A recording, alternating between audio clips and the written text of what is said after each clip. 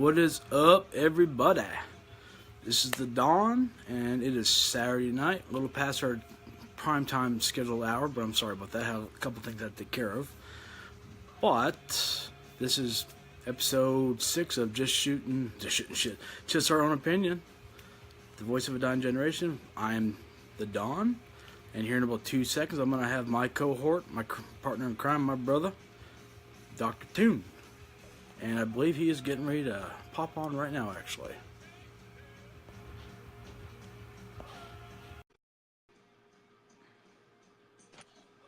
And there is the motherfucker of the hour right there, Dr. Toon. What's going on? What's going on, brother? Oh, not much. Not too much? Nope. Cool. So what's been going on, man, besides that? Anything? No, not much. Just eating some Skittles. Eating some Skittles. Orange Skittles, dude. Those are the worst ones, man. What's up, Mr. Tony, my brother? Yeah, so what have you been up to? You gonna say what's up? No. You gonna say what's up? What? Oh, yeah, what's up? What's up, everyone? What's up, Al? We're all back. That's right. My rude co-host doesn't want to acknowledge anybody's presence here. I don't give a fuck. I don't care. Oh man, that's probably why people show up and watch our show. Because we don't give a fuck. I do care, man. I do care. I apologize for being insensitive. I don't mean to hurt anyone's.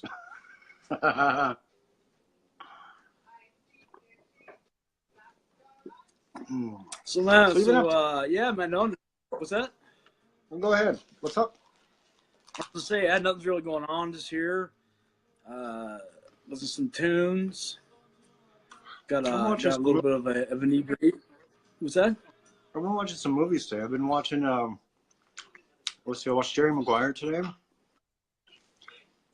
And yeah, I got my hair cut. Watching Beetlejuice right now. Watching Beetlejuice. Yeah, watching Beetlejuice.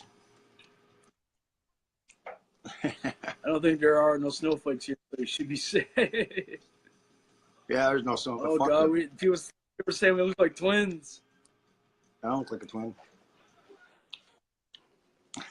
No, you're a geek fig. You're not my twin. You're the goddamn geek fig. Goddamn geek fig. I just can't get enough of Skittles, man. Yeah? Yeah. Oh, man. So, anything... What's going on in the world of Canada right now? Not much. Same old liberal bullshit. You know, trying to take freedoms away. I guess the new NDP leader, Jagmeet Singh, I guess he's coming up with this idea that all men are guilty if they're accused of a sexual crime. They're guilty before they're proven innocent. I think it's a crock of shit. That's just fucked up, man. Yeah, that is a little messed up. No. It is fucked up. It is fucked up, man. Like, so that means like some girl can just be pissed off at me because I took her spot at the grocery store or whatever, and then next thing you know, oh my God, he says some sexual bullshit, and I go to jail, and then I have to prove my innocence. Like, fuck that, man. It doesn't matter. The guy will never get elected anyways. Man, I'll tell you what. They haven't passed it yet. There's not really going a lot on in the Trump world right now either, from what we've talked about last episode. But they are trying to pass this bill, and I talked about this earlier today. And I looked into it. They're trying to pass this bill in all places, of course, California, where if you are a waiter or waitress, and you are at a sit-down restaurant, and you if you ask the customer if they want a straw without them requesting one, you can actually get a fine up to $1,000 and 6 months in jail just for asking if they want a straw before they ask you. And the reason why I found out is because it's about recycling. Yeah, it's a one-time use Like plastic use. because boy, what's that? So it was because of one-time plastic use, right? It's an environmental issue, and I think it's a crock of shit, man. No, Well, they're like because it's a one-time use straw thing, right? yeah, exactly. It's fucking bullshit, man. And it's not gonna pass. I can guarantee it's not gonna pass. No, but isn't that crazy? You can go and kill somebody, and as long as you're not from there, you can get off scot-free. But if you ask someone if they want a straw, you go to jail. It's like your cellmate comes up to you, "Hey, boy, how long you been in here? What you here for?" I stole a straw. I killed my parents, killed my baby brother, and killed 4 police officers. And you, oh, fuck, imagine that. Hell no. Dude, that's cock meat sandwich waiting to happen right there. Yeah. For 6 months straight, the guy might not make it out there. Man. For a straw. But that's all that's going on in stupid la la land of these people, right? So, not like I said, not much really to report on today. So we can actually cut to the good stuff for the most part of it now, which is good. Yeah. So we don't have to worry about the politics because nothing's happening. People are getting more money they're getting more raises and blah blah blah blah and 401k. Good for them, man. So that's all I'm reporting is that the economy is looking still stronger than ever. That's all I'm gonna say. I had a question for you, man. Yeah. What is one of the earlier John Hughes movies that no one ever talks about, and I think is funny as shit? And no one talks when you talk John How Hughes. early are You we talk talking about, I think 1980, 1981.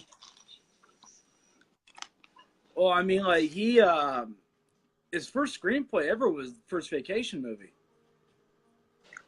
You remember Uncle Gordon renting this movie for us? It's a National Lampoon's movie. Remember the possessed Satan chick? To possess Satan chick. You remember National Lampoon's Class Reunion? No, I don't. I know what it is, but I don't remember it. Oh yeah, man, because it was like in '87 or '88 we rewatched it, right? And it was funny as shit, man. But yeah, I just thought There's that. no way in hell. There's no way in hell John. There's no way in hell John Hughes did that. There's no way in hell what? That he did that, man. John Hughes didn't do that. Yeah, he did. No, we'll look it up. After the broadcast, we'll look it up. I'll tell you this right now. If I'm wrong, when I see you at this summer at Wonderland, I'll buy you a funnel cake. And if I'm wrong, and if you're wrong, you owe me a funnel cake. Man, that's gonna be an easy thing. Man, they'll sell no funnel cakes up there. Yeah, they do. Man, Canada doesn't know what the fuck a funnel cake is. Yeah, they do, man. You do because you lived in the South, but man, it's like nobody down here knows what poutine is. No, people know what funnel cakes are up here. It's just like what's crazy up here. They call it Dippin' Dots. They call it ice cream of the future. Man, they still advertise that down here too, man. Well, I like the name Dippin' Dots a lot better than ice cream of the future. That's just a mouthful. Bleh. Man, I remember when I first moved down here in '94, I saw those things. I was like, "What the hell, man? Frozen little dots, man. Ice cream of the future." And at first, you move down here, you think it is gonna be the ice cream of the future, right? Yeah. Because we weren't exposed to any of that shit up there at the time. Hell no. Hell no. I mean, hell, man. I mean, it's funny. It's funny. I come down here, man. I was like, yeah. I said, can I get a tea biscuit with that chicken? They're like, excuse me, sir. Yeah, give me a tea biscuit. Tea biscuit. I mean, you bring people from the United States to damn Canada, and like, what the fuck's a tea biscuit? Yeah, no doubt, man. No doubt, there, E. Do they eat fried possum in Canada? Yeah, I don't know. Do they? Maybe. I don't know. I don't. I mean, I'm sure I've had possum before, but I'm sorry. Matt. So I advertised the show tonight a little bit on Facebook. What's that? I advertised the show tonight on Facebook, so hopefully we'll have some different people in here tonight. Hey, are you having a problem with me freezing up? Not freezing up, but kind of lagging there for a couple times. I got you freezing right out. You got me freezing up. You're not freezing up at all on me, man. So like on my feet, it looks good. Okay, so what I'm going to do, everybody, sorry for this. I'm going to exit, and then I will come back on. I'm going to reboot my phone, okay? So I'll be about 3-4 minutes. Okay. Cool, Okay. man? Cool. All I'll right, be right hurry back, up. everyone. So anyway, it's me right now, guys. Till Dr. Toon gets his shit going together. That's definitely one benefit of living in America. We have better internet than they do up there. I'll tell you that right now. Yeah, he's got a new iPhone, so I know it's not his phone. Yeah, technical difficulties. Yeah, it might be his internet connection, it could be his phone or something like that. But you know, it is what it is. So anyway, guys, how is everyone doing tonight? I'm doing pretty good. Tired, you know, but I say, what the hell, man? It's time for this, man. It's time to get this shit going. Now, old Don, I'm gonna keep the feed going because I don't want to go back and forth. So I'm gonna keep it going just so it doesn't mess up my feed or anything like that. Sorry about that, bro. Have we met with Hal? Yeah, I got these cigarettes in business. Yeah. So, man, I watched a good one today. I watched Jumanji. The reboot or the, you know, whatever you want to call it, remake, whatever you want to call it, man. That was actually a pretty damn good movie. I couldn't believe it. I used it with, again, I'm plugging it in, the Movie Pass. Get it, guys. $10 a month, little MasterCard. They debit the money right onto your account to watch the movie. Excuse me. You can watch one movie per day, it's unlimited, except for 3D and IMAX. So I go see a lot of movies, and anybody out there doesn't have it, you need to get it. Anybody does have it, of course we know it's good. It's the shit. I'm gonna take advantage of it until they close the bitch down. But not so Jumanji was good. I'm a big fan of The Rock anyway, but still. It was actually a pretty good. Reboot. I mean, I like the original quite a bit because I love Robin Williams. But this one really surprised me.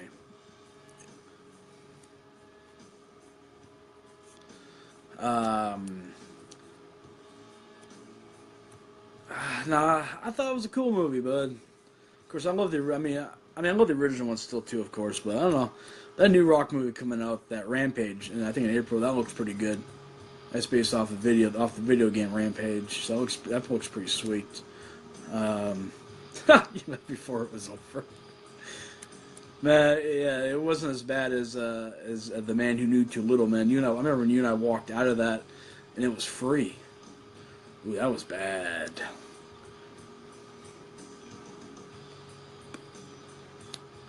Yeah, there's not really a whole bunch going on, guys, with the land of the politicos.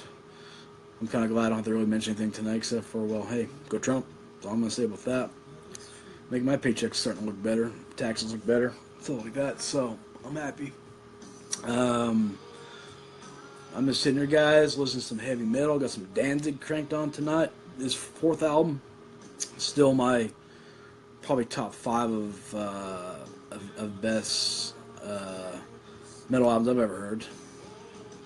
Yeah, Ryan, I'm looking forward to damn Death Wish 2. You know what? Eli Roth is doing it. So that's check number 1. You know, he did Hostel and Green Inferno. And then check 2, it's got motherfucking Bruce Willis. I mean, shit. Hopefully this movie will actually resurrect his actual, box office draw career, because, he's been doing a lot of Z movies lately. And some of them are okay, but no, it looks really good, and it's a hard rated R too, so it's not going to have the PG-13 violence. So it's going to have the Eli Roth gore. Don't get me wrong, I thought the first couple of Death Wishes were pretty cool.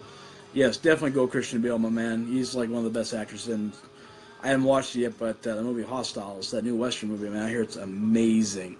And Dr. Toon looks like is coming back on, guys. Give me 1 second here. I'm going to get him back on. There he is. Here I am. Yeah, you got a perfect feed going, man. Yeah. Can you? Am I not freezing up anymore? No, I don't think so. Okay, it might have just been a reboot. So yeah, we were just talking about the new Death Wish getting ready to come out.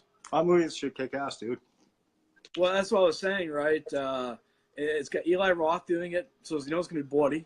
Yep. And it's got, I think, hopefully this resurrects Bruce Willis's movie career, like his theatrical career. You mean like his third reboot?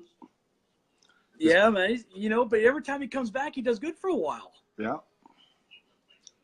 Yep. So I mean, yeah, it's going to be it's like Tony just said right here. Yeah, Death Wish. Hopefully, it'll be a return for Bruce Willis trilogy. That'd be awesome. As long as Eli Roth or someone to that caliber does it. Yeah. You don't want J.J. Abrams to go in and do. No, you want like Tarantino to do it. Yeah, like you don't want somebody that can add style to it, right? Even Rob Zombie. Right, like you wouldn't want I don't know, Ben Affleck to direct that, man. Yeah, but man, he directed The Towns. I got to give him credit for that, but no, he hasn't proven himself enough yet to do something like that. Well, I mean, didn't he win the Academy for Argo? Yeah, dude, Argo's a great movie, man. Never seen it. And my buddy Ryan said he was watched 13 Hours. I want to see that too. Yeah, it looks good.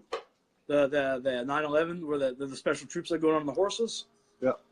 That shit looks fucking good, dude. Hey, do you know what movie looks really good? That train movie, that 15, 12 to whatever. Which one's that? There's like four guys. I guess they're like Marines or something like that, and they're on a train. There's a train, and they're in France or something like that. And someone. Oh, that's the new. Who directs that? Yeah, I know exactly which one you're talking about. Yes. Man, that looks good too. There's some like good looking movies, like, and they look original too, right? They do, man. Yeah. Man, you see what Rob Zombie's doing? Another album? No, man, he's doing a sequel to The Devil's Rejects. Oh yeah, I saw that. Yeah. So you know what? Normally I'd say no, but you know what? I'll leave it to him. He won't fuck his. He won't fuck. He's gonna make it into a trilogy. Good. Do you know what? Only if they bring back Priscilla Barnes. Man, she died though, man. Okay, then bring in Joyce DeWitt for this one. Oh hell yeah, man! With her, hopefully she still has her Three's Company. Bush. Yeah. Yeah, that's the one. Okay, yes, Tony just nailed it. That one you're talking about. That's the new Clint Eastwood movie. Yeah. I knew it was a good director. Yeah. That looks good, man. I wish we had fucking Movie Pass up here because I'd be doing every day. Probably, yeah, every day. Going to watch movies. I need to start going back more here in the coming week. But the next one I go watch is the Hostiles, that Christian Bale Western movie. Dude, that movie looks like fucking like a cross between like The Unforgiven and I don't know if you ever watched this called Open Range. Why do I know that name? It's got Kevin Costner and Robert Duvall. Yeah, I've seen it. Dude, it's a great fucking Western movie, man. Mm-hmm. And you know what? Kevin Costner directed. He's a good director. You know that? Mm-hmm. I mean, he directed fucking that and fucking Dances with Wolves. He took every Oscar. He did the same thing that Mel Gibson did. When Mel Gibson first directed a movie, he directed The Man Without a Face. But when Mel Gibson directed Braveheart, he took everything except for Best Actor. Yep. And Braveheart's still an amazing movie. Yep. I mean, it's brutal, but it's a landmark piece of filmmaking, man. Oh yeah.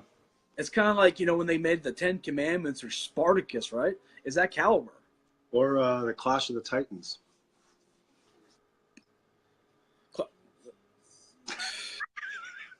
I like the movie and all the mythology. The effects were cool for what they were. Or what was it? Yor. Y-O-R. Yor. Yeah, dude, Tony, I need to go watch Den of Thieves too. Have you seen Bruce that shit, man? Yeah. That looks good, man. Yeah. That looks like a training day in like the town put in like one. Yeah. It's two great movies. You've never seen The Town, have you? No. Dude, that's a fucking top 25 movie right there, man. Yeah? I mean, it's literally that good. I shit you not. I mean, I know you like Heat. Yeah. I mean, it's not as good as Heat, but it's kind of like Heat and The Departed put in one. Yeah. I like The It takes Departed. off. I like The Departed a lot. That was an awesome movie. I love it when fucking Matt Damon's on the phone with Jack Nicholson.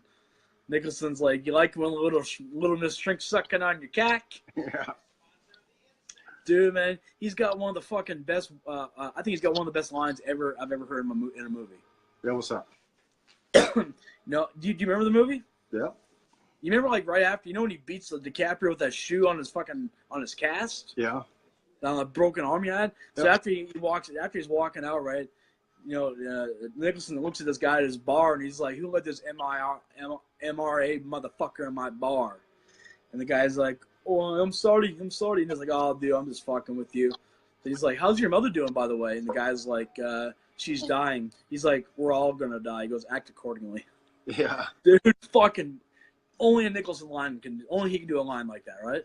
Well, that's just like on American Gangster when Denzel's sitting there eating breakfast with that person and talking to a story. He's like, "Hold on one second." He looks over, he sees someone sitting on the park bench. Like, "Hold on a second." Just goes out there, shoots the motherfucker in the head, and comes back, sits down, continues eating, and continues with the story. He's like, what was I saying? Yeah, I mean, the guy's like, "What are you gonna do? Shoot me?" He's like, "Boom." Yep.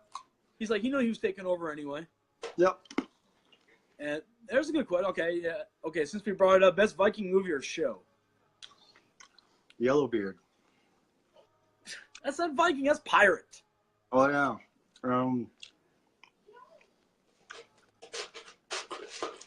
The dragon. How to Train Your Dragons.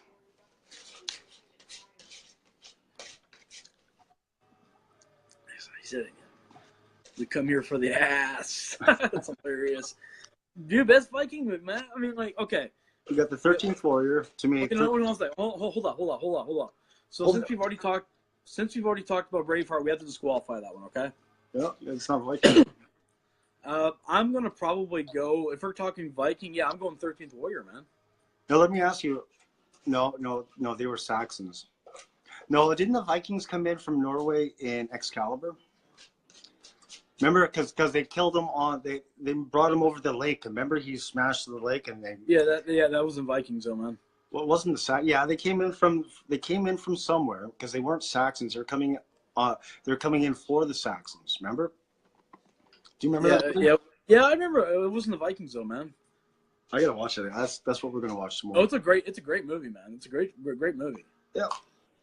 I'm gonna go 13th Warrior just because. Again, and I'm going to talk about the segment here in a second. On my first segment I did, that was the one I mentioned was the 13th Warrior. It's definitely it bombed. It's one considered by inflation the biggest bomb in history. Yeah. It is. But you know what? The movie, and I like Antonio Banderas in certain things. He's not a bad actor. Just I don't like him when he does fucking salsa dancing movies or some shit like that. When he does like Desperado, he's cool. Yeah. Of course, what do you call it? Zorro, the first Zorro wasn't bad. He was good as Zorro. Yeah, I mean, yeah, that was his part. He was born to play a part like that. He was a really good bad guy in fucking Assassins, though. Yeah, that's his best movie. Man, which one were which movie we were just talking about? I'm kind of baked here. The 13th Warrior. 13th Warrior. Man, it's just one of those movies. It's just like it was a good adventure. I liked it. I thought it was good, especially when he was up in the village and he goes up and he picks a fight with the biggest guy there, and he ends up chopping his head off to show that he was just playing with him, right? Yeah, yeah. He's like, "You could have killed him at will." He's like, "Yes." That's also what's his name, Sharif. What's that guy's name? Oh, Omar Sharif was his buddy. That was his last movie he ever did. Yeah, he died not that long after that. Yeah. You gotta think. Omar Sharif, his last movie was a bomb. Raul Julia's last movie was a bomb. Oh, it's a shame. The difference is at least 13th Warrior was a good movie. Yeah. Yeah. I mean, don't get me wrong. Raul Julia didn't screw the movie. The movie was screwed up from the get-go. He wasn't bad. No. He wasn't a bad Mr. Bies. He actually kind of looked like the character. We did. But you know what, though? He's always going to be fucking Gomez Adams, though, man. He owned that role. Do you know who looks a lot like him?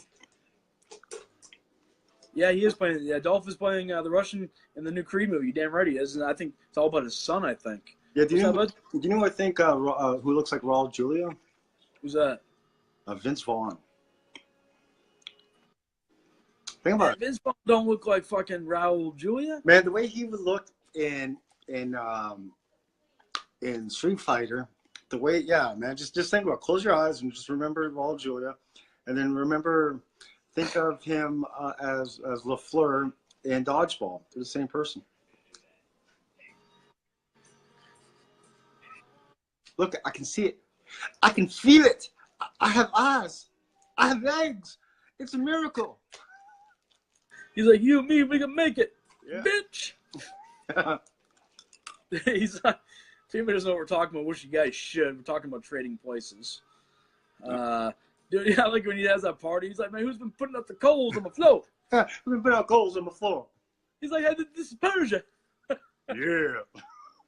Yeah, it's funny, man. That guy's getting ready to puke. He's like, man, this is stone cold groove. He's like, yeah, get the fuck out.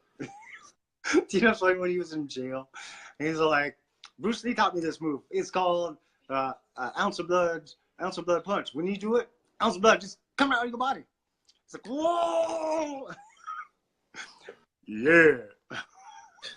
He's like, you big. Okay, so yes, I got to cut into this one. Tony, you're 100% correct. You need to watch that tune, that Brawl in Cell Block 99, new Vince Vaughn movie. It is, I shit you not only is it a killer story and everything, it has got the most brutal fucking beatdowns in movie history. Is it better than Lockup with Stallone? Oh, fuck yeah, it is. Would it be comparable to that prison fight in Daredevil Season 2 with the Punisher? Yes. Because, man, that was a one kick-ass fight.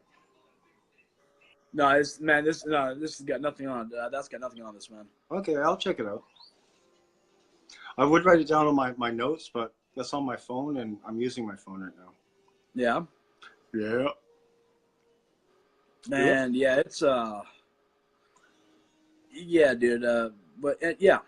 Anyway, so I've been thinking long and hard. Oh, really? And yeah, I have been. And it's time for my segment that I like to call Long Lost Forgotten Gems. Are you going to talk about your favorite song being that Boogie Woogie Dancing Shoes? Oh, man, no, dude. No, I like fucking. Actually, my song of the day for this category is actually John Anderson Swinging. Oh, you mean Bookshelf? I love that song too. You're singing for me, Pat. Bookshelf. Bookshelf. You're a cocksucker, motherfucker. You know that, you fucking douchebag. Wow, I didn't say anything about that. I didn't say that you wrote it and they used to sing it all the time. Well, I just did now, but I didn't before you cursed me out. So sing with me, Bookshelf. Is that how it goes? No. I got a whole week after this one to think about how to get you back. Oh, you can't get me back. Fuck you. Hey, do you remember that time when you lit my goatee on fire? Remember that? It was an accident. Oh, so was that, man. Do you remember that time that Tony and I had those two volleyball players over from those two female volleyball players over from ETSU, and you wouldn't leave us a fucking alone? Remember that? Oh, I remember that. Cock block. Dude, I remember this, man. I remember this one time at the apartment. You had the worst fucking feet odor ever. That wasn't me. Holy shit, did that stink. You want to go fucking eye for eye? I will. You don't want me to drop it right now. Listen, man.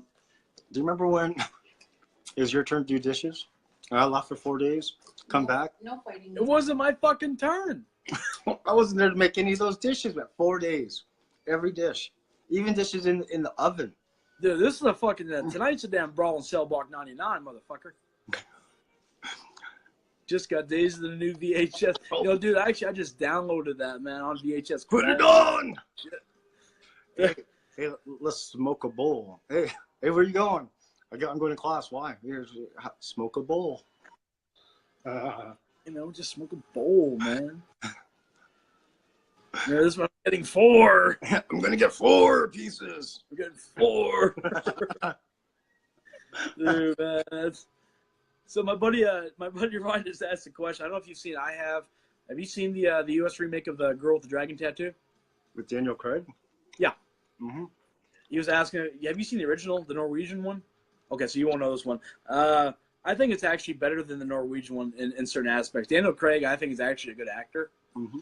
He was doing movies before Bond, so he's got credibility. I mean, it's like, yeah, everybody likes Sean Connery as Bond. I don't really think I don't like really a lot of his movies.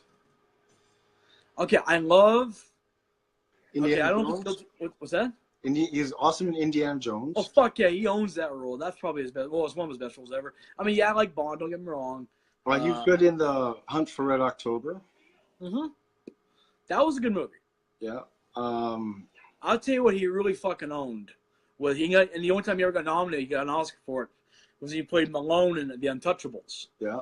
See, but that wasn't his movie. That was Kevin Costner's movie. I know, but he was the second actor. He deserved an Oscar for that, dude. He got it too, dude. I love.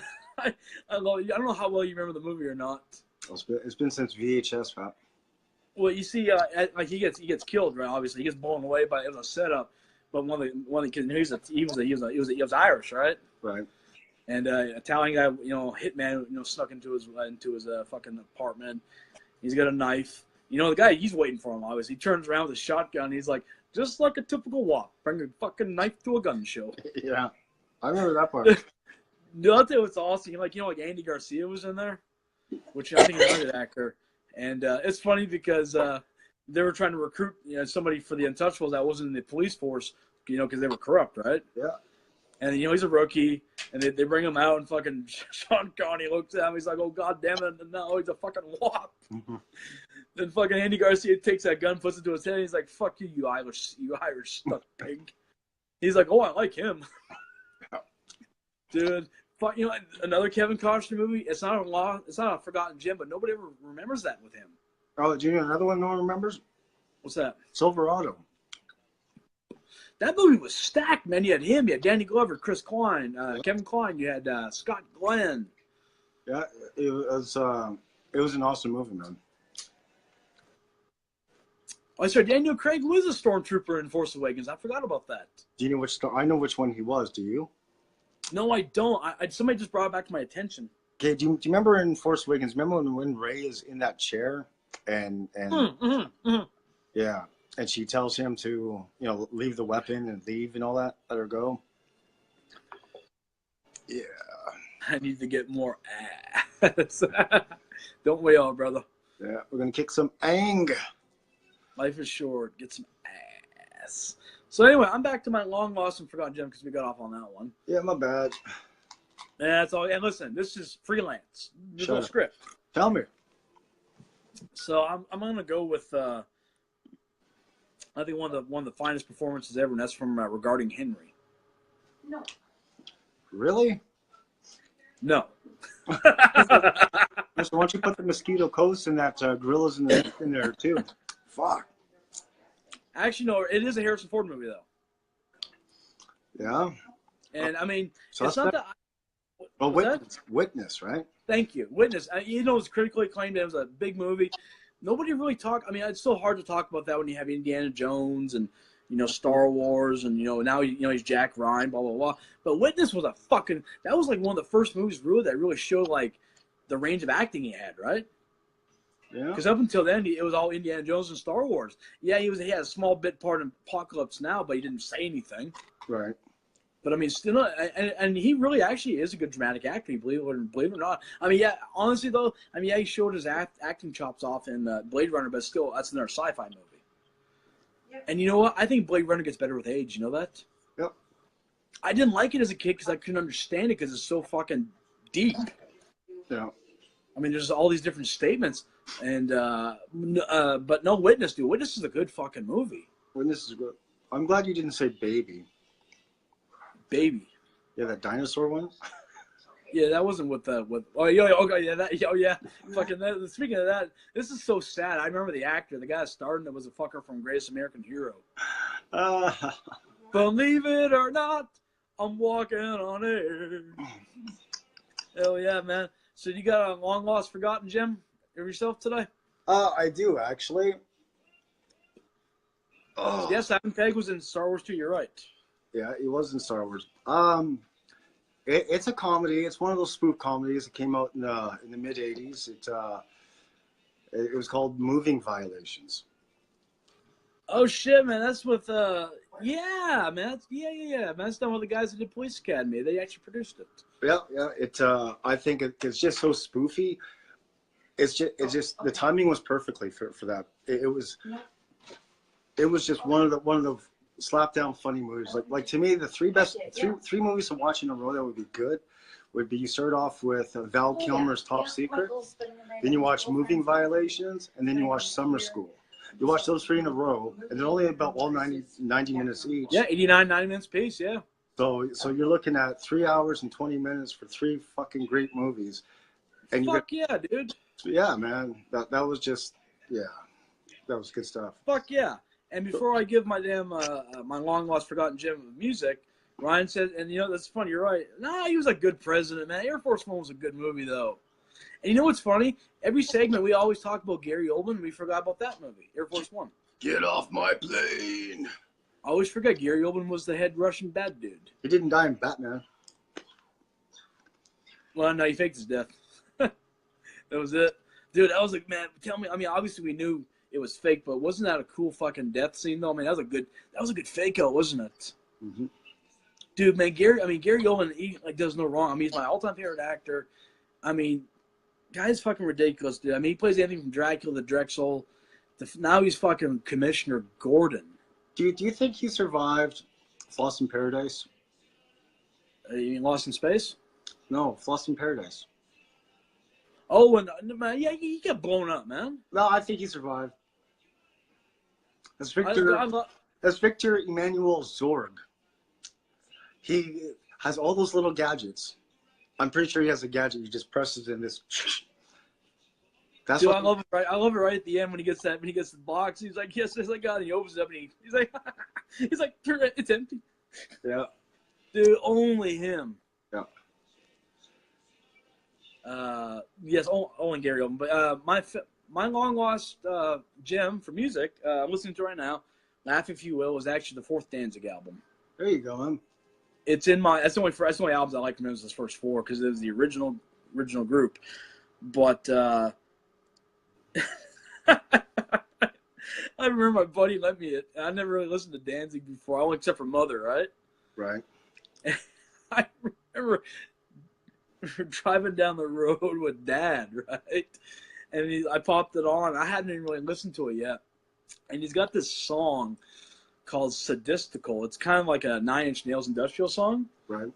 It's a spoken word song, right? And he's like, my love is your hell. That's it. The Stuffer and Cherish. I didn't know that song was on there, right? And Dad just yanked it out and out the window, right? And I buy this dude new tape. That's funny. Dude, and then, but no, I mean, Danzig's a bum now, but I mean, back his first four albums, dude, God almighty, it was just like, and you can at least test this. I mean, the guy had a fucking strong ass voice. Mother. I mean, yeah, I don't like that song, but man, it was like really like hard, like demonic blues. There's a good way to put it. Demonic blues rock.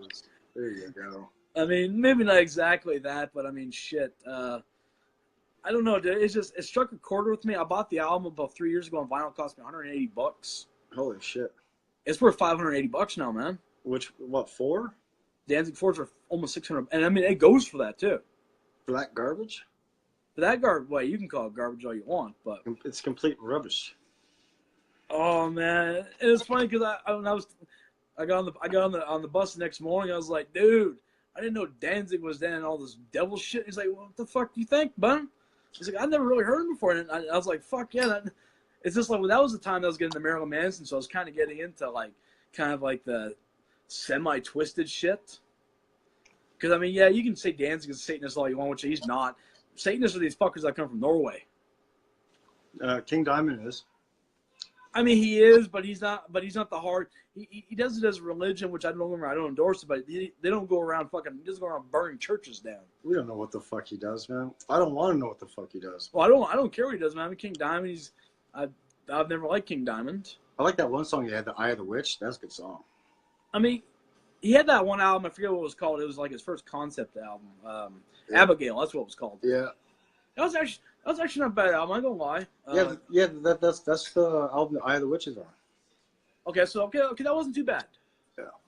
But see, I don't get into that. He's from Danish. He's a Danish, just like fucking cradle of filth there. And the Like, blood falls down. He's like, and the blood pours. Good night, Tony. Now if you go get back on, you come back on. We're gonna be on for a little while, so. Yeah. You have a good night, Matt. And get back to your question, Tony. RBI, not RBI, but MLB 17, the show, NHL 18, or Madden 17. 3 games that, or Star Wars Battlefront 2. PS4, can't beat it. But going into my hidden gem, forgotten gem, is from one of the most controversial artists of all time, with one of the most real fucked up way of looking at things album. It's Huey Lewis and the News is 4. Okay, Al, you have yourself a good night. If not, thanks for coming in tonight, checking us out again. But we'll be on for a little bit. Saturday night. This Saturday, man. Yeah. But yeah, Huey Lewis and the News 4. Love it, man. Last week, man, just jamming to it. I don't know why it popped back in my head, but because it's maybe because it's the power of love. Dude, you know what the best thing about you said that the album 4, right? What's that?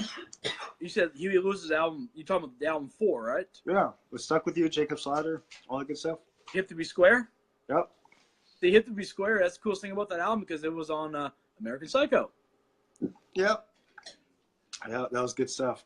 Yeah, I love that album. Actually, I love his first 4 albums, and I mean, I really think that News was his best. Sports was his best album. Heart of Rock and Roll. Bad is Bad, whatnot. Yeah, just Huey Lewis, man. Especially when he started playing that harmonica, he's a good harmonicaist.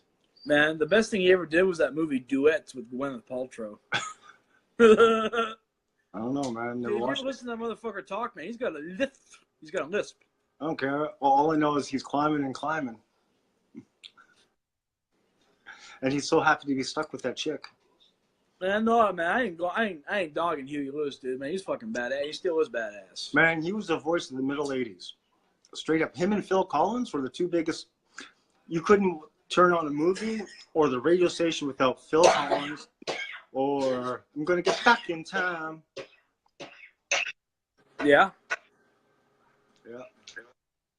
Yeah. So this is what we need to talk about right now. Right now, I mean, since we always talk about green Skittles. Yeah, we can talk about that, man. I wish I could talk about McRibs, but they're gone. But yeah. So that's what we're going to talk about, man. We talk about music as a whole, and we're going to really dive into it tonight, man. Yeah, well, we can talk about, man. We're going to talk about something that's dear and true to our hearts, dude. Fucking heavy metal. Yeah. We're going to talk about heavy metal. I love heavy metal. I do too. Don't get me wrong. The older I get, yes, I have a more eclectic taste, as I know you do too. There's shit that I'm listening to now that I wanted to give a chance 20 years. And I'm not talking about like bubblegum pop bullshit. I'm just talking about like if a band like Greta Van Fleet came out 20 years ago, I wouldn't have given them a chance. I would have. I probably wouldn't have just because I was stuck in my ways. Yeah, but I mean, Pat, you're still sitting there listening to Menudo. 30 years after. Oh, I love some fucking Menudo, man. Nobody harking on Menudo. Yeah, Menudo. Metal is always going to be the dearest genre to my heart. Always will be. What's your favorite metal album? Favorite metal album of all time? Yeah. Oh, that's easy, man. It's Number of the Beast, man. See, Number of the Beast, honestly, Number of the Beast is the album that got me into metal, to be honest with you. Yeah. And then, because I was listening to Iron Maiden before you got me into old school Metallica. Yeah, see, it was Judas Priest that got me into heavy metal. When I first heard Defenders of the Faith, I liked that shit. When I first heard Run to the Hills, when I heard that, I was like, fuck yeah, I was like, yeah. I was like, fuck yeah, dude. And yeah, Number of the Beast, hands down Iron Maiden's hands down my favorite metal band of all time. So, they paved the way for, what's funny is these guys, like Bruce Dickinson's turning 60, right? The guy still belts out these notes for 3 hours, and he had fucking vocal cancer surgery. Right? Yeah. But here's the thing. He trains. Obviously, he doesn't smoke. He doesn't party. Well, he doesn't have time to party. He's the fucking pilot of their plane. Oh, exactly. And I don't think he's ever been really known as the party guy. Oh, you never know. I mean, you never know. I mean, obviously, he took care of his voice all those years when he was trained to sing. Yeah. But it's just like, you know, like fucking Iron Maiden, dude. It's just they're relevant still to the day. Yeah. They're one of the only few bands that can go out and sell Wembley Stadium still, Yeah. like as a metal band. You're exactly right. Like Metallica's another one, obviously. Megadeth couldn't do that. Nope. Oh, shit. Not by themselves. Megadeth came here during their Super Collider tour with that Gigantor, and they only sold 13,000 tickets. That's it. And that was with there's 6 or 7 bands. They only sold 13,000 tickets. That's it. Well, you know what's funny? Like I understand that we're like tiny Saskatchewan, but you know what? Dolly Parton herself, when she was here in Moose Jaw, sold 27,000 tickets in an arena that only holds 22,000. You know, so the crowd is here. Well, look at Garth Brooks up in Saskatoon, 5 consecutive nights. I mean, the population is here when they want to go out and see something. But yeah. Well, see, that guy. Here's the thing. I've never seen a Garth Brooks show, and I do like old school Garth Brooks. I've always heard that you don't go see a concert, you go see a show. I mean, he puts on a fucking show. Yeah. And you know what? Me and this boy right now are not vibing too well, but so does Bruce Springsteen. Yeah. And you know, I like Bruce. He just pisses me off. He's one of those, oh, you know, you got to vote for Hillary bullshit. So I kind of fell out of touch with him, but I'm not gonna deny him though. I mean, he's still relevant all these years later. Man, do you know what my favorite song from him is? What's that? The Secret Garden from Jerry Maguire. Good song. Yeah, that's it. But yeah, I don't know, man. I just can't stand. Here's the thing about him. Here's the thing about him. When he's subdued, like in the song "Streets of Philadelphia," which is a beautiful song. Yeah. When he sings like that, I like him. Yeah. When he's not sounding like the dude from fucking 7 Mary 3, I kind of. Well, actually, it's the other way around. But you listen to like his 70s shit, like Nebraska. I like his folk stuff. And baby, we're born to run. Garbage. You know, but you know what? Past the doobie. Well, I wish we can do that on camera. Yeah, no doubt. What's up, my buddy Chris Newport's in? What's up, Chris? I'm glad you joined us from work. Yeah. Yeah, I wish we could. There you go. I'll pass the cigarette there for you. Yeah, and my buddy Jamie from Vancouver. But yeah. They, you know, my favorite metal album of all time would have to be, I think, still is Astro Creep 2000. The more I think about it, I mean, I love bold choice. I love Justice, and I love fuck, I can't even remember the name. Far Beyond Driven, love them, but Astro Creep 2000. Every song is different, and every song flows into each other, and that's just. Oh yeah. And there's so much background theatrical music. It's like Floyd on steroids, man. Love it. Oh yeah. Yeah. And they, yeah, man, you get one of them albums, right, that, you know, strikes a nerve with you at the right time of your life, right? Now, if you say Tool is heavy metal, then I'd have to say that or Rawless. No, we can't call two metal. No. It's just like calling Godsmack metal. Godsmack's hard rock. Hey, what's up, Trish? Thank you for coming in. We had a late start anyway. No worries there. Yeah. Or calling Guns N' Roses metal, right? They're hard rock. You know what's sad? They're actually classic rock now. That's sad. Yeah, that is kind of sad. Yeah.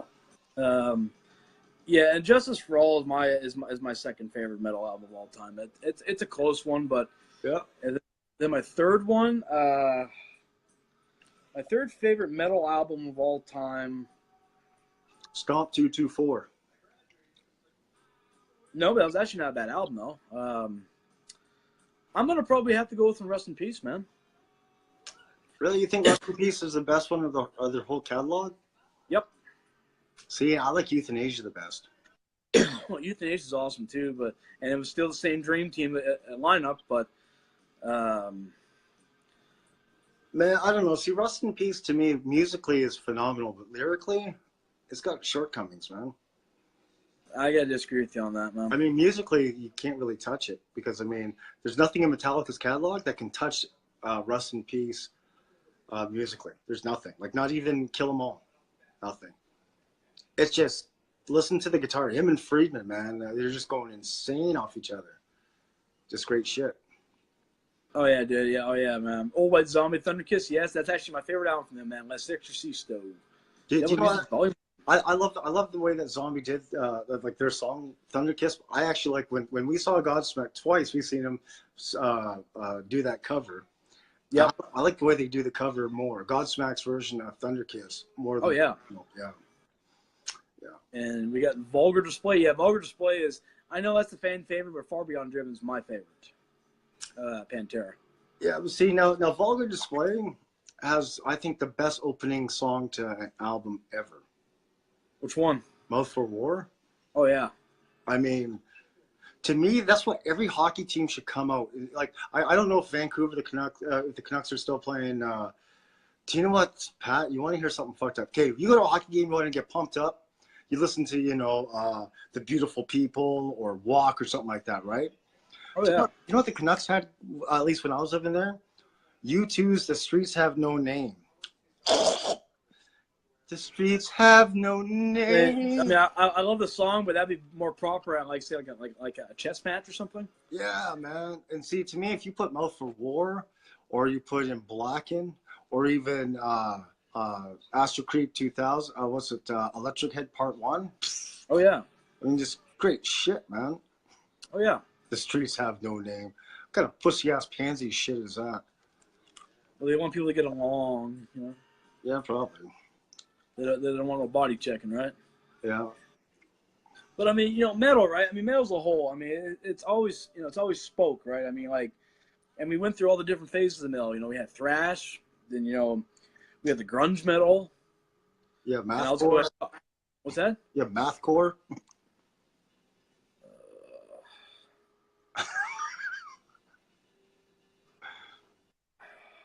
Yeah. What happened to him?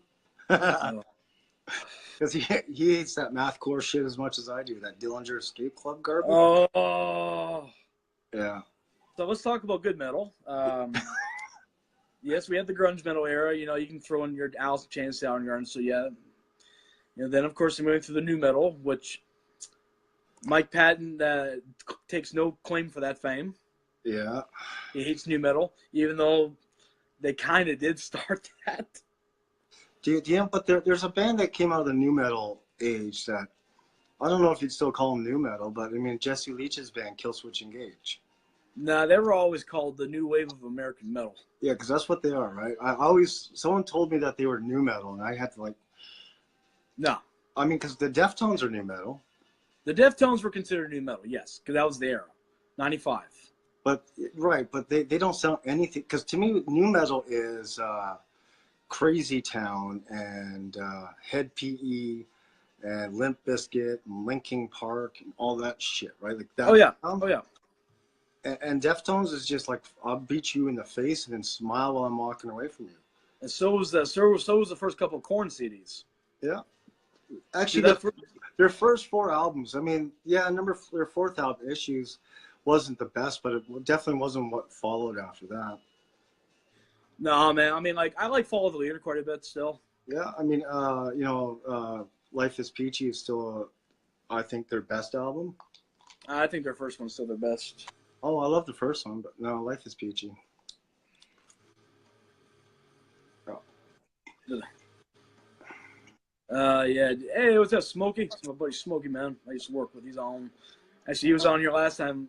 Last time he was on here, that's when I had all that lighting trouble. Oh yeah. Where I was going dark and marking out bullshit. Yeah.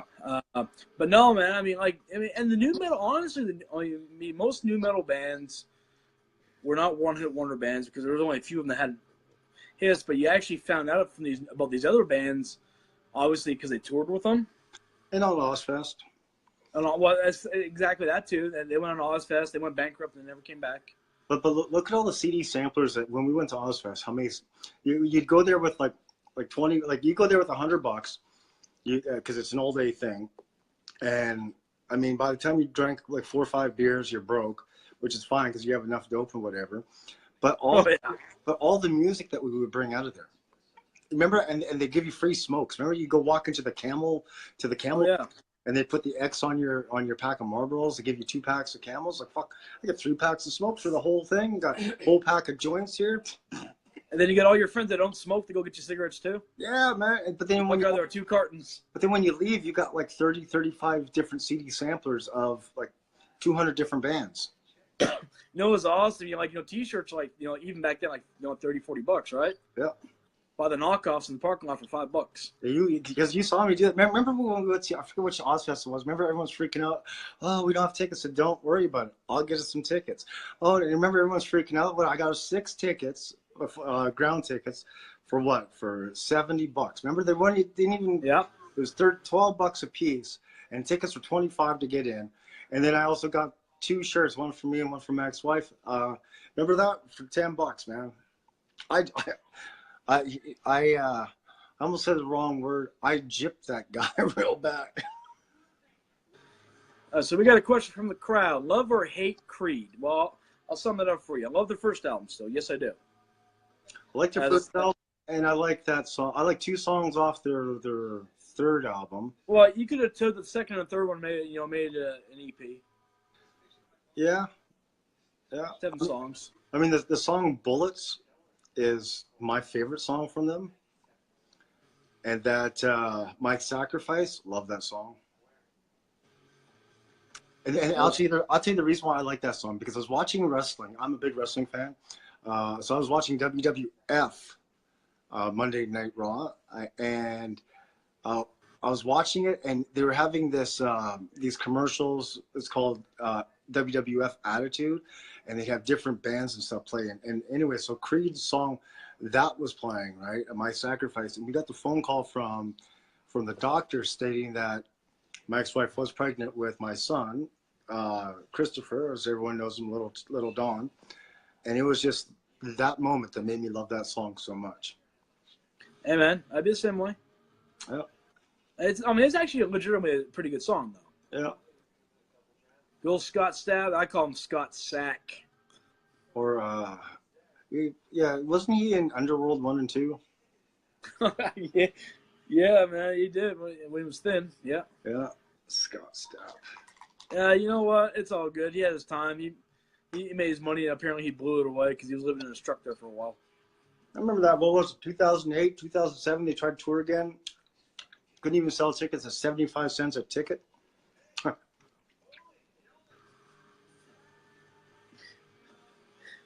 It's like there's nothing to do. Oh, Creed's playing. No, it's only 75 cents a ticket. I'll stay home. We'll get a beer somewhere else. Yeah. Yeah. I've seen him. Hey, I saw him 3 times.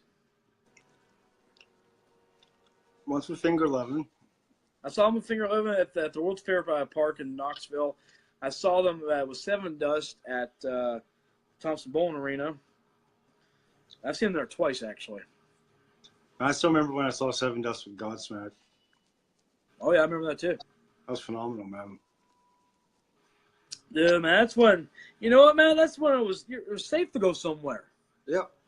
I mean, yeah, you got into a mosh pit, yay. And you know what? Unless you're a Prevy and some 400-pound one-man gang is saying, "Get the fuck out of my place." Remember that? Oh, that was That was at a Finger 11 concert. Remember that? That big dude, he's like, what, like 6'4", 6'5", about 350 pounds, just grabbing little Prevy. "Get out of my place!" He's like, "Fuck you, man." Little Prevy. The guy could have eaten Prevy like a chicken wing. Prevy don't care. That's why, man, Prevy, I have a lot of respect for that, man. He never backed down. He's like, "Fuck you." Yeah. Puddle of Mud. I like to call them Puddle of Nirvana. But they had a couple songs that I liked, though. Hey, who's the one that sang that Psycho song? I remember Puddle of Mud sang that song. Can you take it all away? That was actually a pretty good song. Hey, aren't they the one that sang Ladies and Gentlemen? That's Saliva, man. Saliva's a good band. Man, that's good shit, you know. Do you want it? Do you need it? Ladies That and song's gentlemen. fucking. click, pull, or boom, whatever it's called. It's a good song. And they also have that song, that Psycho. You know, maybe. That was I them. want. What's that? Yeah, that was Saliva. Yeah. Yeah, see that's a good band right there. That's to me that's a Puddle of Mud wannabe. Well, Puddle of Mud wants to be Saliva. Man, Saliva, man, you know what? They're from Tennessee, and they are Republicans. Good for them. I like them. Yeah. The cereal with the vampire on the package, what was it called? Count Chocula. That's Count Chocula, yeah. Yep. Straight up. That's a good question. Good question. That was an easy question. Give me something hard, man. Something hard. Hard. This is my hooves. Clickety go. So speaking of metal, we're talking to Deftones. Now I got them. Yeah, you got them what? I got the Deftones going now since we talked about it. Right on. Some Around the Fur action. Your buddy Ryan, the song "Dig" was done by a band called Mudvayne. It's off their first album, MD. What was it, Pat? Their first album? Oh, it was called LD50. Yeah, LD50. Yeah, Dig. That you remember that video? Mm-hmm. Yeah, where he's all the guy in red. He's the demon playing the bass. Yeah. Yeah. Yeah. One song where they toss the keys. What is that? I don't know. One song where they toss the keys. Creed My Sacrifice. Okay, you're talking about your song. Oh, yeah. Yeah. I got some killer shit tonight. Yeah. It's called Sunkissed. Oh, it's that new airplane glue you got? No, it's actually the high efficiency Tide Pods I got tonight. Oh yeah, hell yeah. Still haven't found what I'm looking for from UT was a UT written about.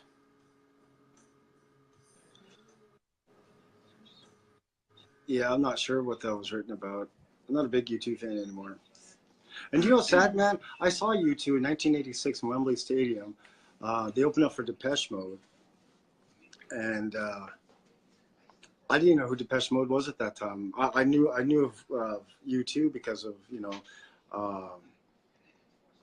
all the earlier stuff. Well, I can't remember it now. I'm not impressed with U2 anymore. Yeah, I'm with you on that. I mean, I love their old stuff, but they honestly haven't put out a good album in a decade, so it's all good. They're garbage. Now, okay, Walk with Pantera. Yeah, you know what? Absolutely. I love it. I love that song, but man, that song is just so overplayed. Yeah, but it's metal's anthem from the 90s, man. I understand that, but that's okay. Do you know what Walk for Pantera is? Enter Sandman for Metallica. That's exactly what it is. You talk to all these people that don't listen to metal. Oh, man, I love Pantera. Walk. Oh, what about Cemetery Gates? What's that? What about Slaughter? Who's that? That's like Metallica. Oh, Enter Sandman. What about Master of Puppets? What's that? What about Kill 'Em All? What's that? Yeah.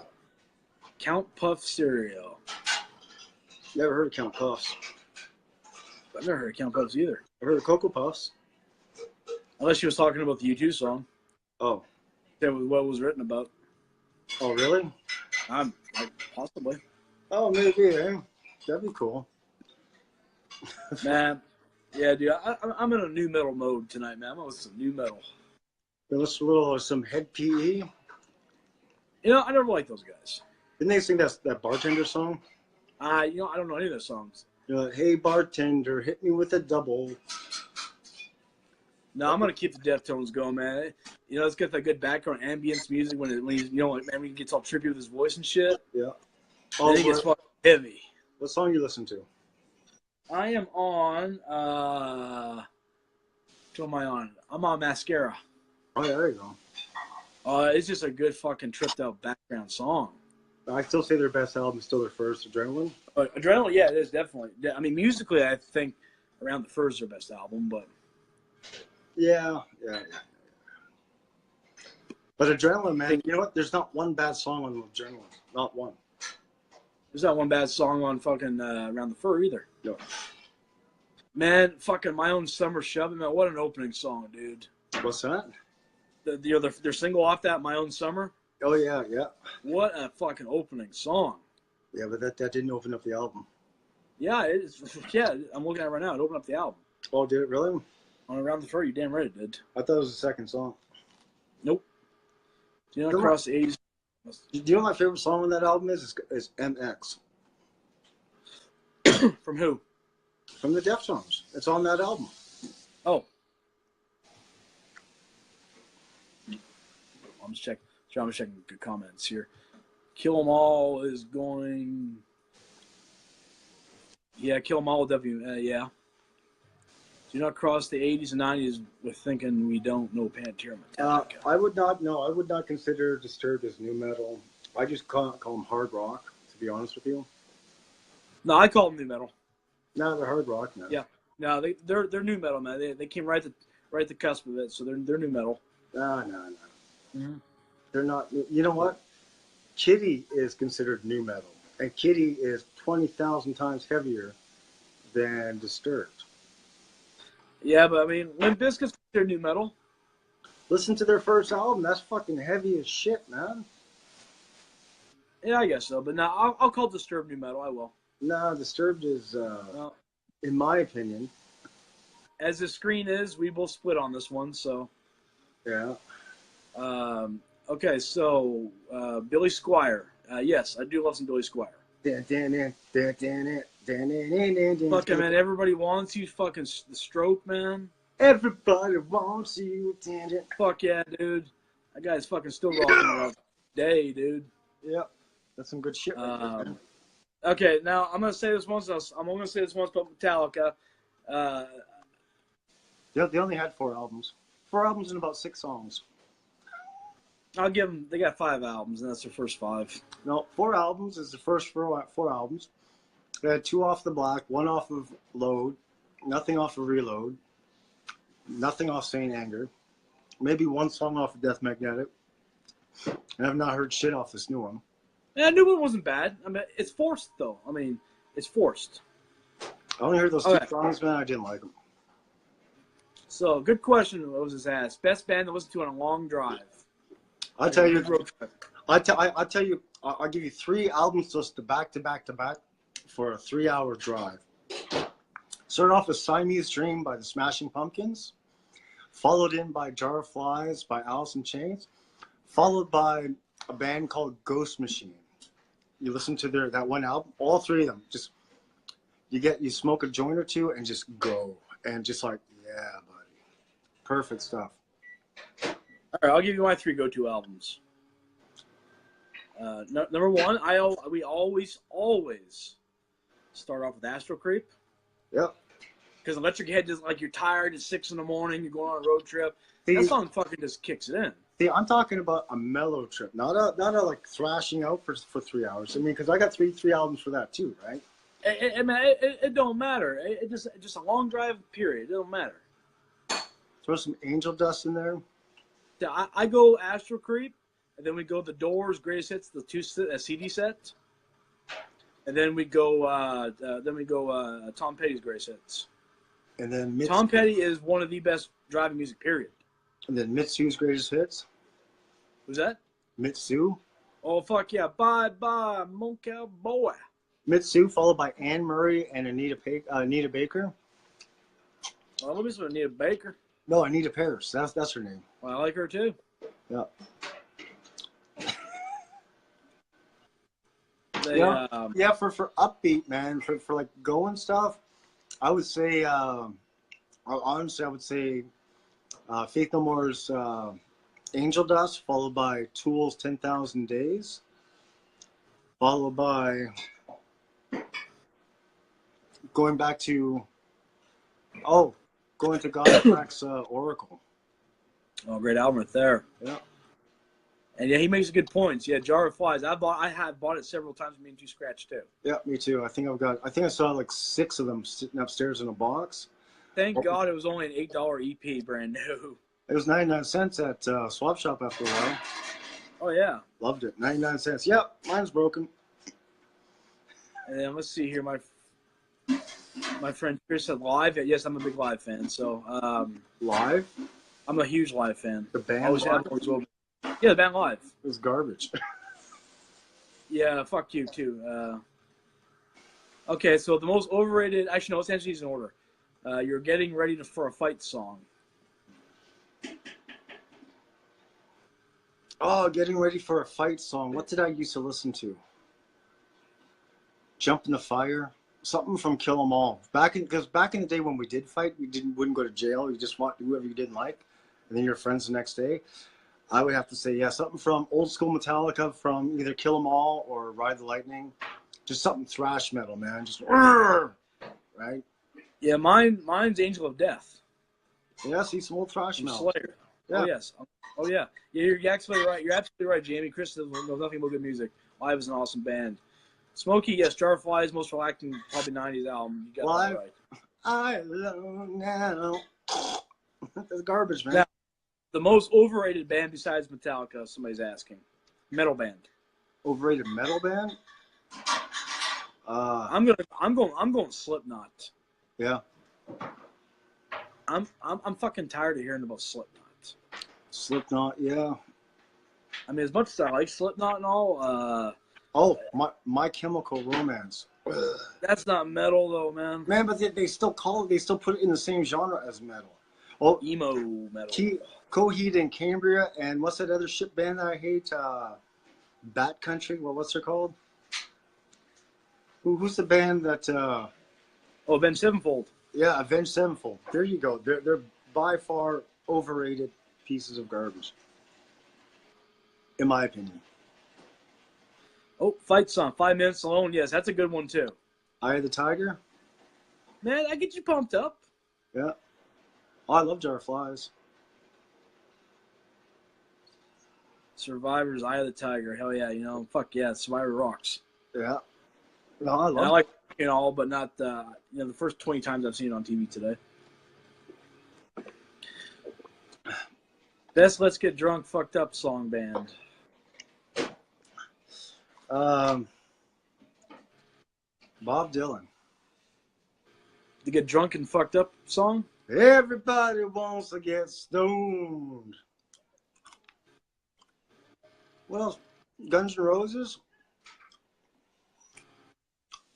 George Thorogood. Man, you just said, man, fuck George Thorogood. What's really good to AC/DC, man?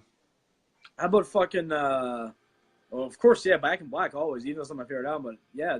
How about that fucking, how about that Low Man's Lyric? Oh, yeah. And It's an Irish folk tune. There's a reason why Metallica sucks now. Oh, man. Yeah. It's not as bad. That is bad. I still think that Four-Leaf Clover. And it comes to me. Oh, God, that's horrible, man. We Are the Champions. You know what? That's what our football team used to listen to before we took the field and got slaughtered by St. Charles. Yeah, man. How can a school of 300 people total be an all-boys school of 1,400 boys? They have right? Like, when you have a 20-year-old senior in your school, your school's not the best, right? Yeah. I'm trying to think of my favorite song to get fucked up to, man.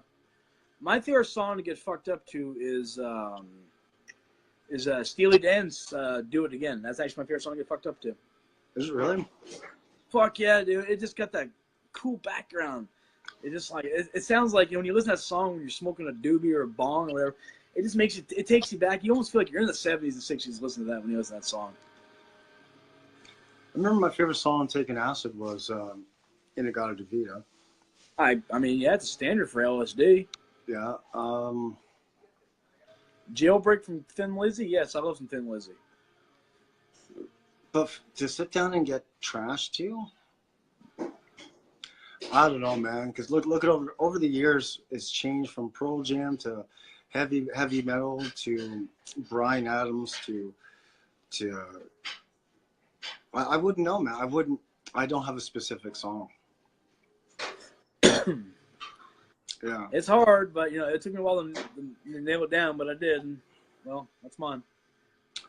I would have to say that the Imperial March by the John Williams by John Williams. The theme from Jaws. Hell yeah, man. That'd be a good song, Tripping Acid, too. Yeah. Hey, do you remember when? Dude, I watched this video this summer. I don't know. You remember that video, Pat, when we were taking the ferry across Newfoundland? And I grabbed your shoulders. Oh, I saved you.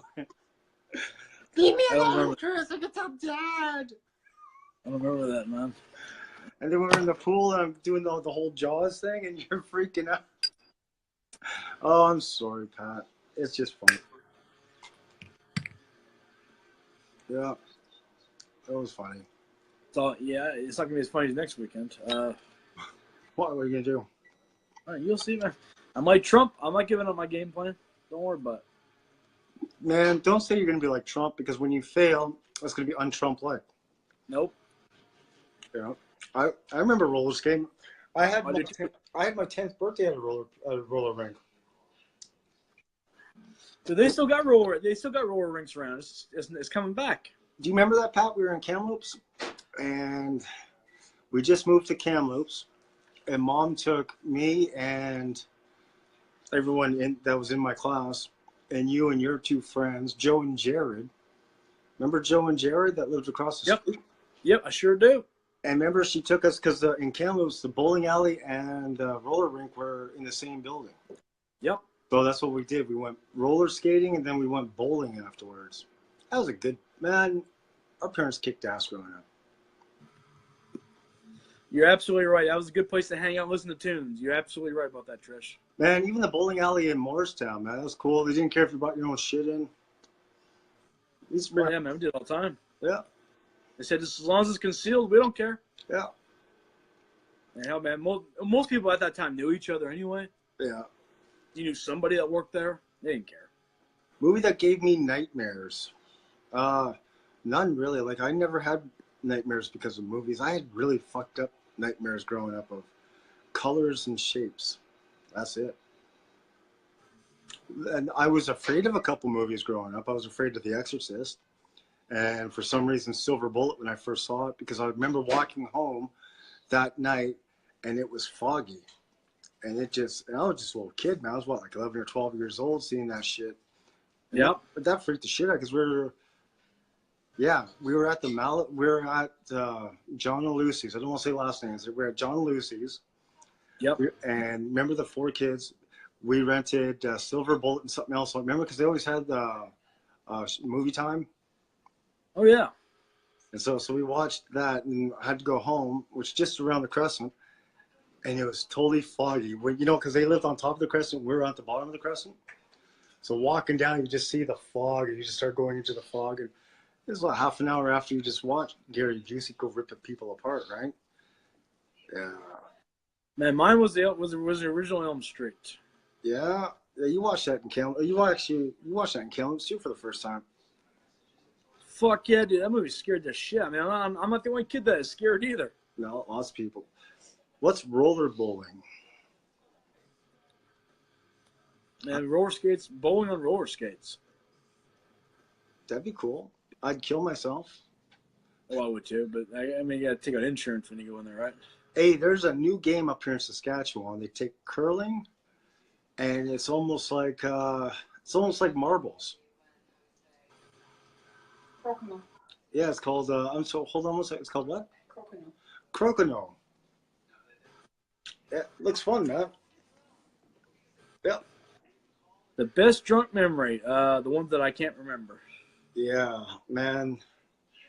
I have a couple good cloudy, drunken Garth memories and Morristown memories, Knoxville memories, Vancouver memories, here in Saskatchewan memories. All right, I'll tell mine. You know what? I'll tell. I got one, and you know what? This is for the sake of you probably gonna make fun of me again, but you know what I'm getting ready to say, right?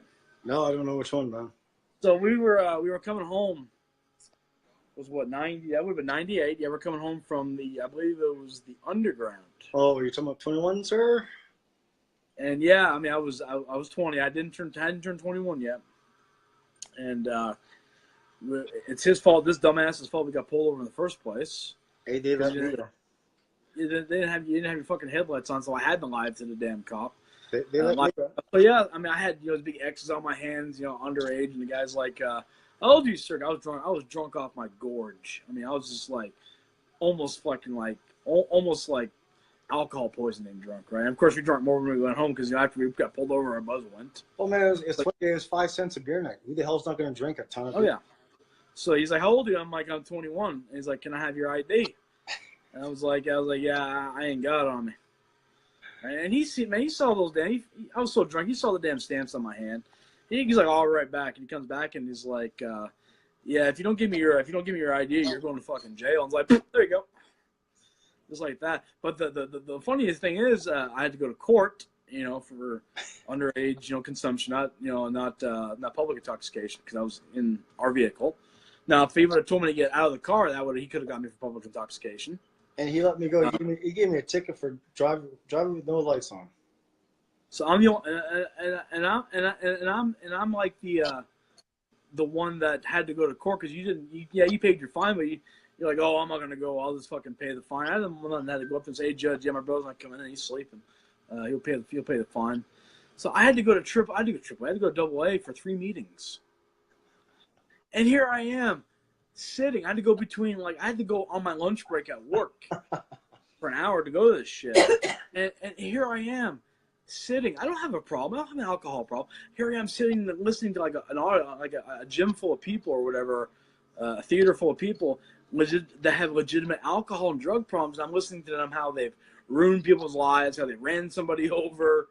This one guy said his wife divorced him because he farted all the time. Oh man. Yeah, he's like, "Oh man, the alcohol gave me gas, and I would always fart everywhere, and she divorced me." And here I am going laughing my ass off. Not supposed to. So, man, it was that, or I lost my license for a year. Yeah, that's funny. And that probably is my best cop story. Yes, it probably was one of no.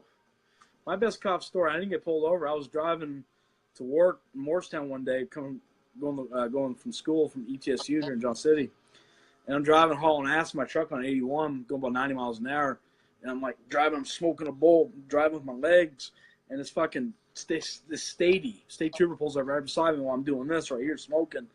And I fucking threw the bowl down, and he looked at me and he's like, kept on going. I thought I was going to jail, man.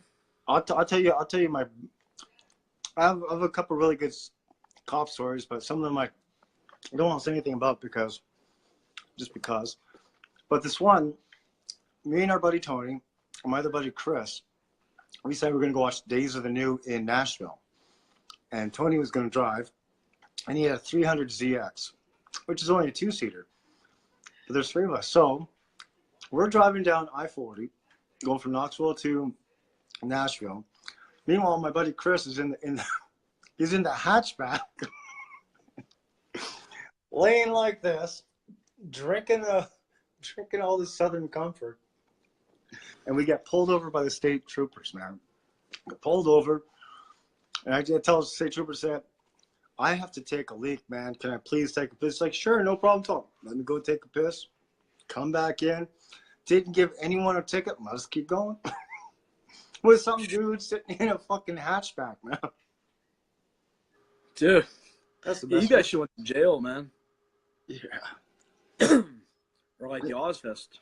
There's a couple times I should have went to jail and I didn't. You remember when we were coming home from Knoxville? Not from Knoxville, from I guess it was Nashville. We're going up the mountain, in Crossville. Yeah. Remember that guy driving the Jeep? Oh, the guy who's playing his guitar? You're talking about the guy that's driving with his knees while he's playing the guitar. Yeah, dude, that guy's he's going 65, 70 up a mountain. He's like picking his guitar while he's driving with his legs. Yeah, that was insane. Absolutely insane. This those dumb rednecks, man. That guy right there is the greatest guitarist ever. That guy that person is someone like who would be from Kyle's Ford or McMinnville or something like that.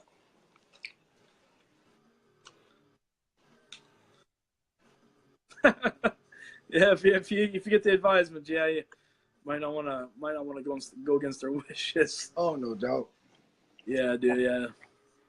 Hey, I got a question for you, Pat. Yeah. What do you think is better? Tobey Maguire's Spider-Man or Andrew Garfield's Spider-Man or this new guy, Tom Holland's Spider-Man? You're talking about the way they portrayed it, or we're talking about the actual movie? The whole entire experience of Spider-Man. Well, if they would have made 3, I would have said Tobey Maguire. Yes. Because 2, I still think is the best one. The best Spider-Man movie? Out of all of them. Yeah, 2 is yeah. I mean, as much as I like, and I do like Homecoming. But Spider-Man 2 is in the top 5 best superhero movies of all time. Oh, it's up there, man. It's just, and you know what's funny is after watching that never gave the indication how bad the third one was going to be. Well, I mean, it was the studio. Sony wanted it, right? I mean, don't get me wrong. The third one made more money than the second one. Yeah, but the only thing I liked out of it, I thought Thomas Hayden Church was a good Sandman. I think that was about it. Well, he was a good Sandman. Just the whole creation of Sandman was just too long and drawn right the fuck out. Yeah. That Tom Hardy's Venom is gonna suck. Unless no. If there's no connection to Spider-Man, Pat, it's gonna suck because Venom. First of all, do you know how Venom becomes? How does Venom become, Pat? He's like fucking alien form, isn't he? Where did he first appear? I can't remember, man. Marvel Secret Wars, issue number 8. I believe it's 8. He's on that game world with when the Beyonder put them all, the good versus the bad, and he gets the symbiote, which gives him all the powers, and that's when we get the black suit. And then, of course, Venom doesn't become Venom until Web of Spider-Man issue 1, which is a 3-part series. Yeah. But Venom itself, that clung to Eddie Brock, started in Web of Spider-Man number 1, Amazing Spider-Man number 298, and I forget what Peter Parker's Spectacular Spider-Man, what issue that is. But that's how Venom is. Venom went from Spider-Man to Eddie Brock to become Venom. With no Spider-Man connection, the movie is garbage. I don't care how wonderful, spectacular, and how great Tom Hardy is, the movie will suck. Period. 100%. Is it, for someone like me who's a hardcore fan who gets pissed off at the small little things that they shouldn't do in the movies, this is one big thing they should not be doing in the movies, leaving the whole Spider-Man myth out of Venom. Sorry, just a rant, my opinion, but it's also it's a favorite opinion of a lot of people. If you talk about that, then we have to bring in a new Punisher. No, I mean, see, I understand that. At least the way that the Punisher was brought in. See, Punisher is his own dude. It wouldn't have mattered if he would have showed up in Spider-Man or in Daredevil, because at that time he was in both. I mean, yeah, he did show up in Spider-Man. What was that, number 179? But he was being coerced, but he was being manipulated by the Jackal to kill Spider-Man. But then it was like 2 or 3 issues after that, he was in Daredevil comics. So, and he's more of a Daredevil villain, opponent, whatever, than a Spider-Man. So he's more into, so it could have went both ways, right? So, no, the Punisher, I think they handle it properly and very well. You can't have a symbiote, a spider symbiote without Spider-Man. You can't. It just, I mean, I'm going to be interested to see how it works, but yeah. And I like Tom Hardy. I really do. I think he's only had a couple bad roles, and everything else he's been fucking phenomenal at. But I think this movie's going to suck, man. Yeah. Passionate about my comic book movies, man. You know me, I've been reading comic books since before you were born. Oh, yeah. I mean, I just love comic books, man. All right, I got a question for you. Changed my life, man. Marvel, I know you don't smoke anymore, but when you did, Marvel versus Players. If I was to start smoking again, let's see. If I had both of them readily available at any time, the original Players Light or the players that I can get now? Original Players Light. Players Light. Yeah, I'll take the Players Light Smooth is what I always took. Oh, it looks like the movie Hostel is on. Cool. And actually, I'm going to third the agreement on that. Yeah, definitely. That Punisher, the new Punisher was done 100% right. Yep, I think it was done. You know, it was great. Like I say, it could have went both ways, Spider-Man or Punisher, but they did it right, especially with the Kingpin, because that's ultimately who the Punisher's main villain was. The guy that he was going after was always the Punisher. It was always the Kingpin, the Kingpin's guys. I read a lot of Punisher, man. I remember, Pat. Remember when I had that limited series back in the '80s? You know, when Jigsaw was the main bad guy. Oh yeah, I love the Punisher, man. man, I've liked every Punisher movie. Yeah, me too. I mean, I know there's some of them that are not as good as the other ones, but you know, like I still say hands down, Dolph Lundgren is the best one. Oh yeah, because it's the first one I ever saw, right? But I think for action, the War Journal is the best one. But for story, the first one, the Thomas Jane one is, right? dude, man, the fucking Jigsaw was awesome, wasn't he? What's that, Pat? The guy who played Jigsaw was awesome in Warzone. Yeah, yeah. What's more annoying, Ellen or Rosie O'Donnell? Do we even have to even choose? If I had to choose, Rosie O'Donnell. Yeah. Yeah. Yeah. Oh yeah. Yeah. Hey, what's his face? Just got his fingers cut off. On Hostel. Yeah. Yep, Jigsaw is the next bad guy. Which, yep, he sure is. Yeah. Yeah. Rosie O'Donnell was just. Oh, you know what? I liked her portrayal as Betty Rubble. I mean, she had that laugh and everything right down. It was a good movie, right? I like the Flintstones movie. And she was good in Major League just because of the butch. You mean League of Their Own? Yeah, what did I say? Major League. Don't diss that movie, please. Yeah, I'm sorry. I apologize. Yeah. The There's No Crying in Baseball movie. She was good. That's it. She was good in that because of the butch that she is. What else has she been in? All I see is her flapping her fucking. Oh, she ruined that Emilio Estevez Richard Dreyfuss movie. What was that? Oh, you're talking about Another Stakeout, the second one. Yeah, she ruined that. They just threw her in there because she just got off the League of Their Own. She's big and blah blah blah. Did you know what? Yes, the Flintstones rocked. You're right. Yeah, it's like they threw her in there just like they threw Chris Rock into Lethal Weapon 4 and destroyed the movie. Yeah, because he was a big thing at the time. And he's just horrible. Man, I do not like Chris Rock. I like a couple of little things that he's done, but overall, no. I like New Jack City. I like Longest Yard. And CB4? You like CB4? No, actually, I didn't like that movie. Me either, man. All right, good question. Best war movie? Hamburger Hill, my God. Dude, you might as well say Sniper. Yeah. Sniper 3. He's back. My favorite war movie. Now, I'm not going to base this on action or violence, but my favorite war movie of all time is A Thin Red Line. Solo. Saving Private Ryan. Solo or Soldier? Saving Ryan's Privates? Yeah, that was a good one. Yeah. No, Thin Red Line, man, it's fucking dark. It shows the more philosophical edge of like how like war is hell kind of thing, right? No, I'm going to tell you what I think the best war movie is. What? It's that what's that? Heartbreak Ridge. Is that right? No, that one that just came out last year. Mel Gibson and Hacksaw Ridge. Hacksaw Ridge. That movie. Mm-hmm.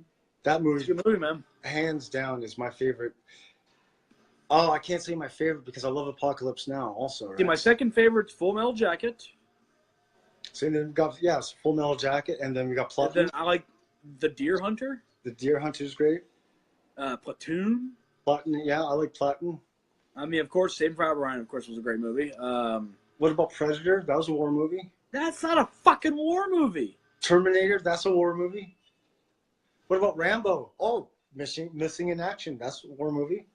So taking on the Gooks.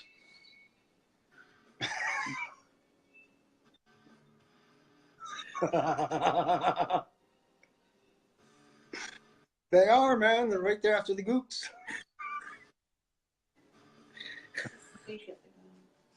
Yeah, it's true. Oh my God, I went blurry on that one. Laughed so hard. Yeah, Private Ryan's opening scene is probably the most intense ever, though. I'm gonna give Ryan that one right there. That's definitely the most intense opening scene of any war movie ever. No, that Warcraft movie. What about That was Lord of the a great movie. Rings? That's a Great war movie. movie. Hmm. That's okay. Great movie right there, man. Warcraft. No, but Lord of the Rings, that's a war movie. Ah, What about the Last Starfighter? That's a war movie.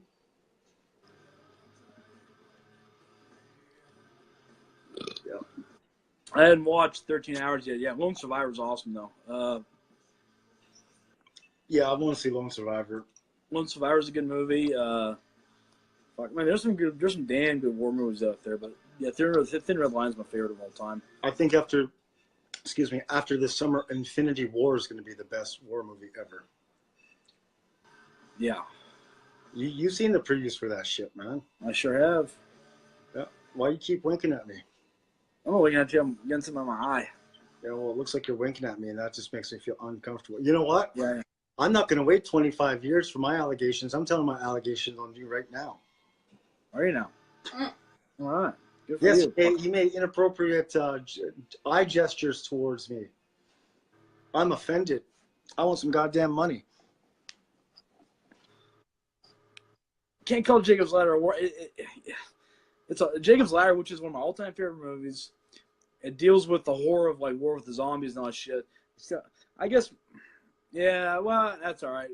There's war. I mean, yeah, Forrest Gump's war themed, obviously as well too. But no, I'm going Thin Red Line. Nah, you don't need to be more specific, Ryan. I think we got that one handled. I'll tell you a really good war movie that no one ever talks about. The one with Michael J. Fox and Sean Penn. Casualties of War. That's a good movie, man. It's not a bad movie, man. I also like when we're talking about that kind of war stuff. I like that TV show Tour of Duty. I don't know if you remember it.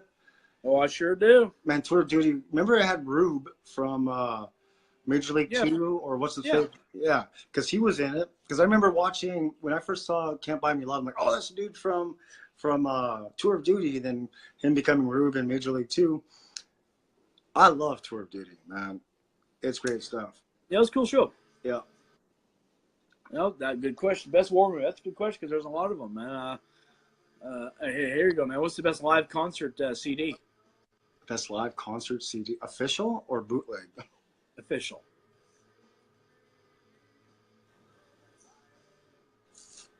I don't know, man. I'll have to think about that. Song Remains the Same.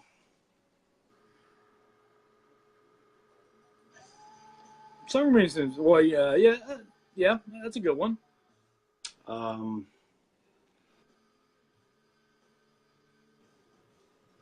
I don't know, man. Kiss Alive. Kiss Alive. Well, Alive. Yeah, I think that's right. Is it Alive that I like, or is it Alive 3 I like? I don't know which one you like. I think it's the first Alive. Yeah. I'm not 100% sure about that, to be honest with you. Now, what about like? I mean, because I look at something like Decade of Aggression from Slayer. That's just songs picked out of different concerts, right? I mean, a lot of them are though. Yeah, but if you look at Song Remains the Same, that's the whole concert. What's the whole concert? Yeah. So that's what I was thinking. You're talking about the whole concert, right? Well, I mean, it could just be just a live album period. I mean, look, Frampton comes alive. The Blues Brothers. No. Yeah, I'm gonna put up. I'm gonna put up Frampton Comes Alive against the Rubber Biscuit live. Rubber Biscuit.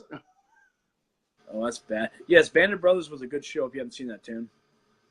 Yeah, yeah. I remember when Band of Brothers first came out, HBO, right?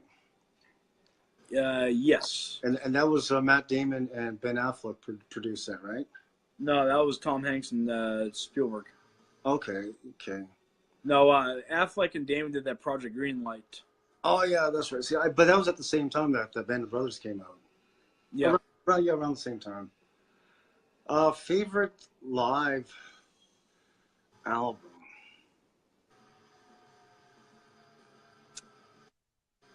I don't know. Priest live in Japan was good. That's a good one. Deep Purple in Japan was good. Oh, Made in Japan? Yeah, Made in Japan was good. Speaking of that, how about, how about Live at Donington with Iron Maiden? Yeah, see, that's phenomenal. Live After Death was another good one they did, too. Alice Cooper live at Montreux was good. Yeah. There's just a lot, man. I mean, Brian Adams live in Montreux was awesome. Yeah, I mean, I wouldn't put it up there, but yeah. Hey, I love Brian Adams, man. I don't give a shit. I don't care what anyone says. Yeah, I love my metal, but I love Brian Adams. Yeah, man, nothing wrong with Brian Adams. Because he was caught in the crossfire on a lonely night. Man, he was hiding from love, man. Yep. Hiding from love. Dun, dun, dun, dun, dun, dun, dun, dun, dun, dun. Then he had an unhealthy infatuation with Princess Diana. He got to sing at her coronation. Yeah, man, he was obsessed with her in the 80s, man. But he wrote that song for her coronation. I mean, he was like as close to you to what's right behind you to Princess Di. Yeah, man, the damn song, he's like, you're married to the wrong guy. I'm like, yeah, oh, yeah. Why not? Best band I saw live was Bush when they played Glycerin. Oh, hell yeah. Yeah. Oh, yeah, man, I forgot some MTV Live stuff. Shit, man, yeah. Alice in Chain Live. MTV Live was fucking great. Oh, MTV Unplugged? Yeah.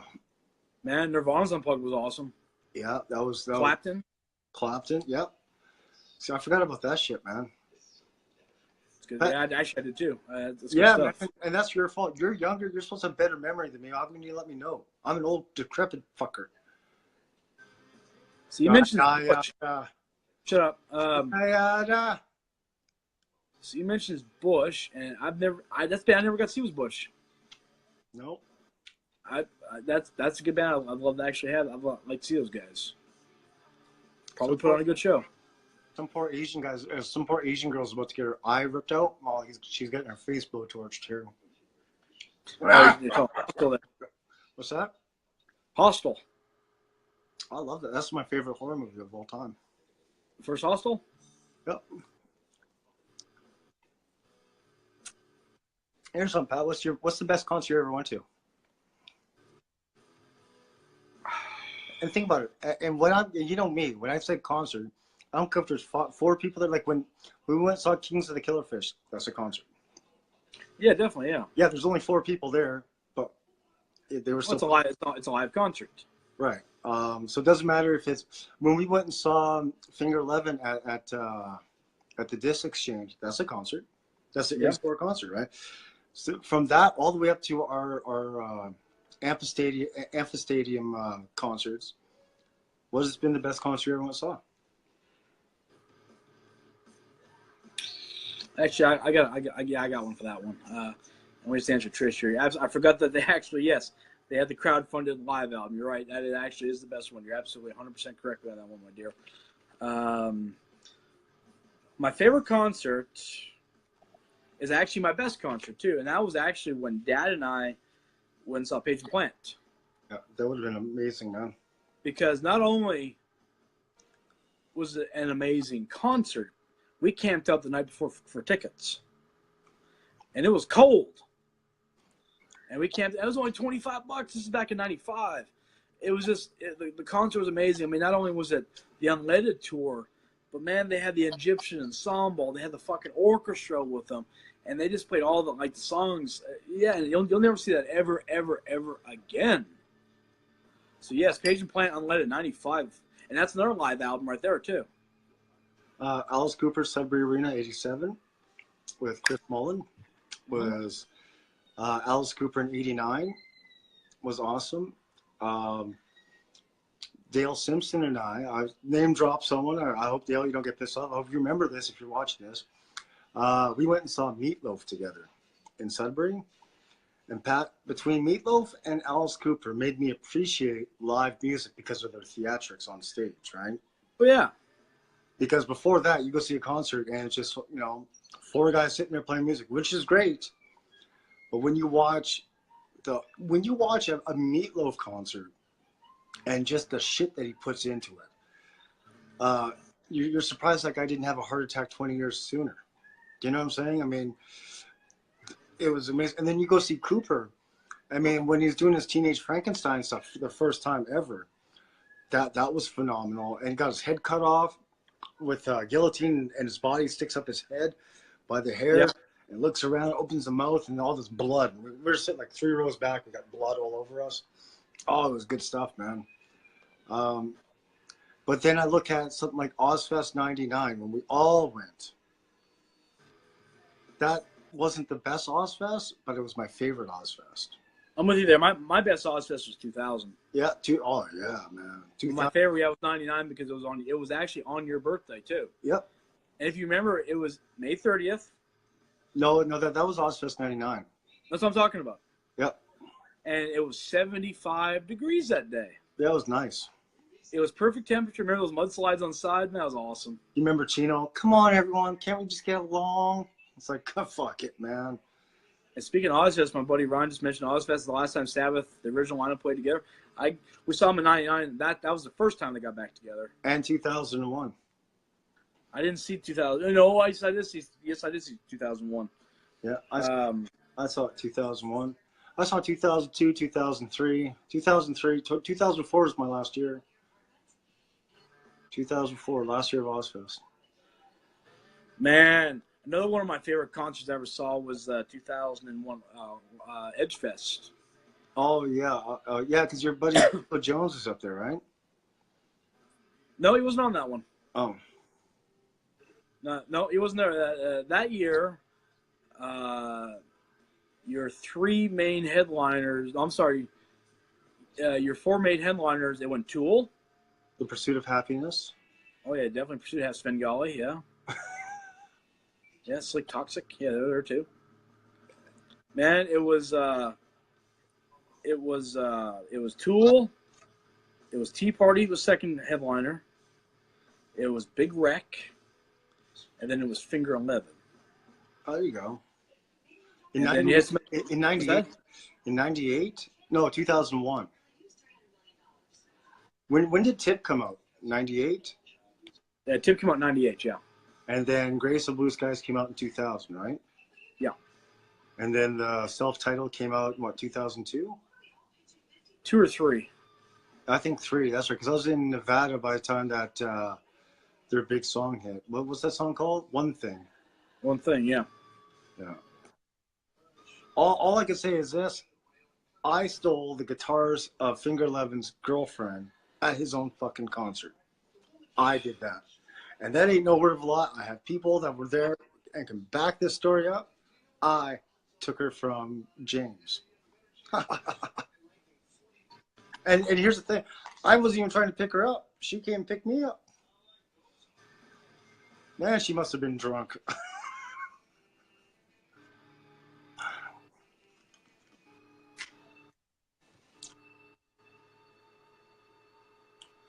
His first concert was 97 times next big thing, 25 bands, 25. Hey, 25 bands for $20 a band? Yeah. Hell yeah, man. Hey, fuck yeah, dude. Even if there's only 1 or 2 good bands on there, why not, right? Man, you get the whole day. If you don't like the bands, go out and get drunk. And fall asleep on the grass.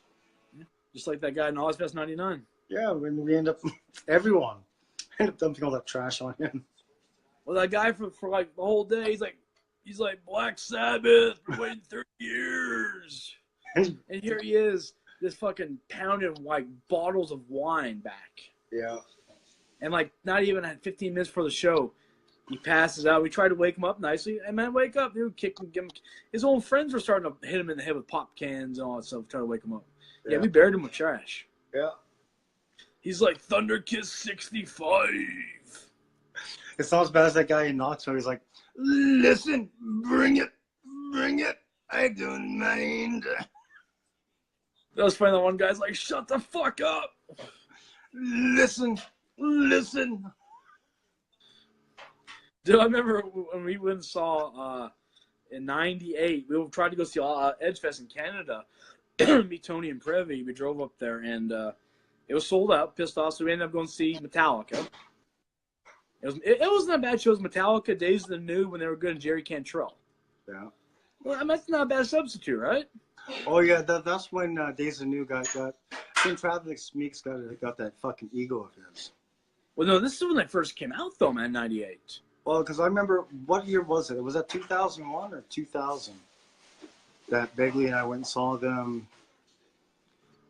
The night that we got pulled over by the state trooper. That would have been, what, 99? No, that was 2001. 2001? No, it was 2000. Let's see, 99. Yeah, it was actually 99. Because when did the Yellow album come out? 98. Technically 97. Right, and then the yeah came out 99, right? Yep. Yeah, it was 99.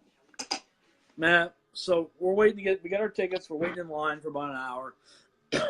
And this middle-aged dude, his belly sticking out. He's got these hot 2 pieces of ass, probably 18 years old. I'm talking like fucking Faith Hill good looking, right? So how much cash do you think he paid? So as soon as, he bought their tickets, as soon as they get past the gate, poof, they're gone. Oh, hell yeah. And he got pissed. He's like, motherfucker. Yeah. We kind of looked at him and we're like, dude, what do you expect, man? Not to be mean or anything, but. And he's like, fuck it, dude. He's like, there's thousands of people here. He's like, man, I'm single. He's like, the deli's wide open. The deli's wide open. So we lost him in the crowd, and right when Metallica gets on stage, I feel this guy tap me on the shoulder, and he's and it's him. He's like passing me a doobie, and I was like, fuck yeah, dude, you're awesome. Man, you know, you couldn't do that nowadays with all this fentanyl and shit going around. Who knows what the hell people are lacing nowadays, man? I just bring my own. Do you remember? Or if I'm going over to an indoor venue, smoke before I go in there. Do you remember when I showed you the best way of bringing dope into a concert? Oh yeah. Does that not work or what? Oh yeah.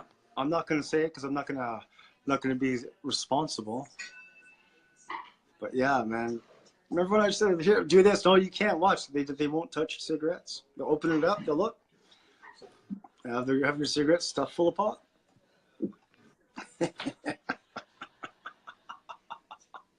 Yeah, that's right. Hey Ryan, if you know where the Casbah is here in town, I saw them right before they hit Ozfest in 2000. Before they got big, it was a small little dive, probably about the size of the parking lot of the swap shop. I saw Disturbed in. Man, honestly, you were there in 2001, were you? When Disturbed was on main stage?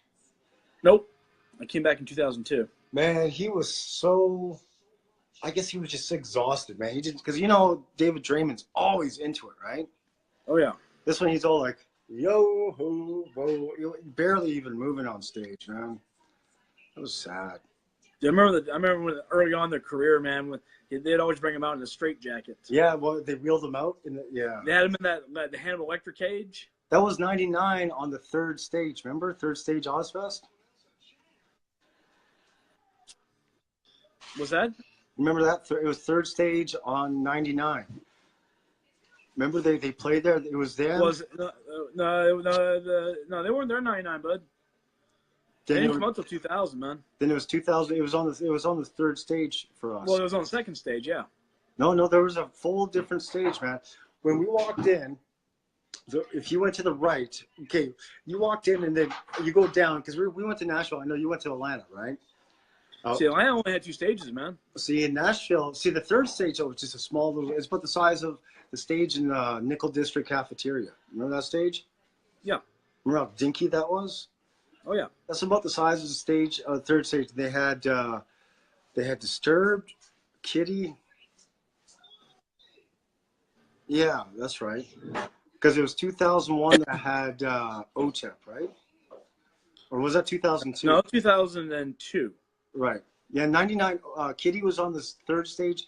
2000, they were on the second stage, right? Yeah, they co-headlined the second stage, man. It was Soulfly. Yeah. When was Down on the second stage? 2002. Right. Yeah, they headlined the second stage. And there also was Shadows Fall that year, right? No, that was 2003. See, they're all mixed in with me, man. Whatever. Man, have you ever heard of the Dropkick Murphys? Yep. I like those guys, man. They had a song for The Departed. What was it? Something about Boston. I forget the name of the song. It's a badass song though.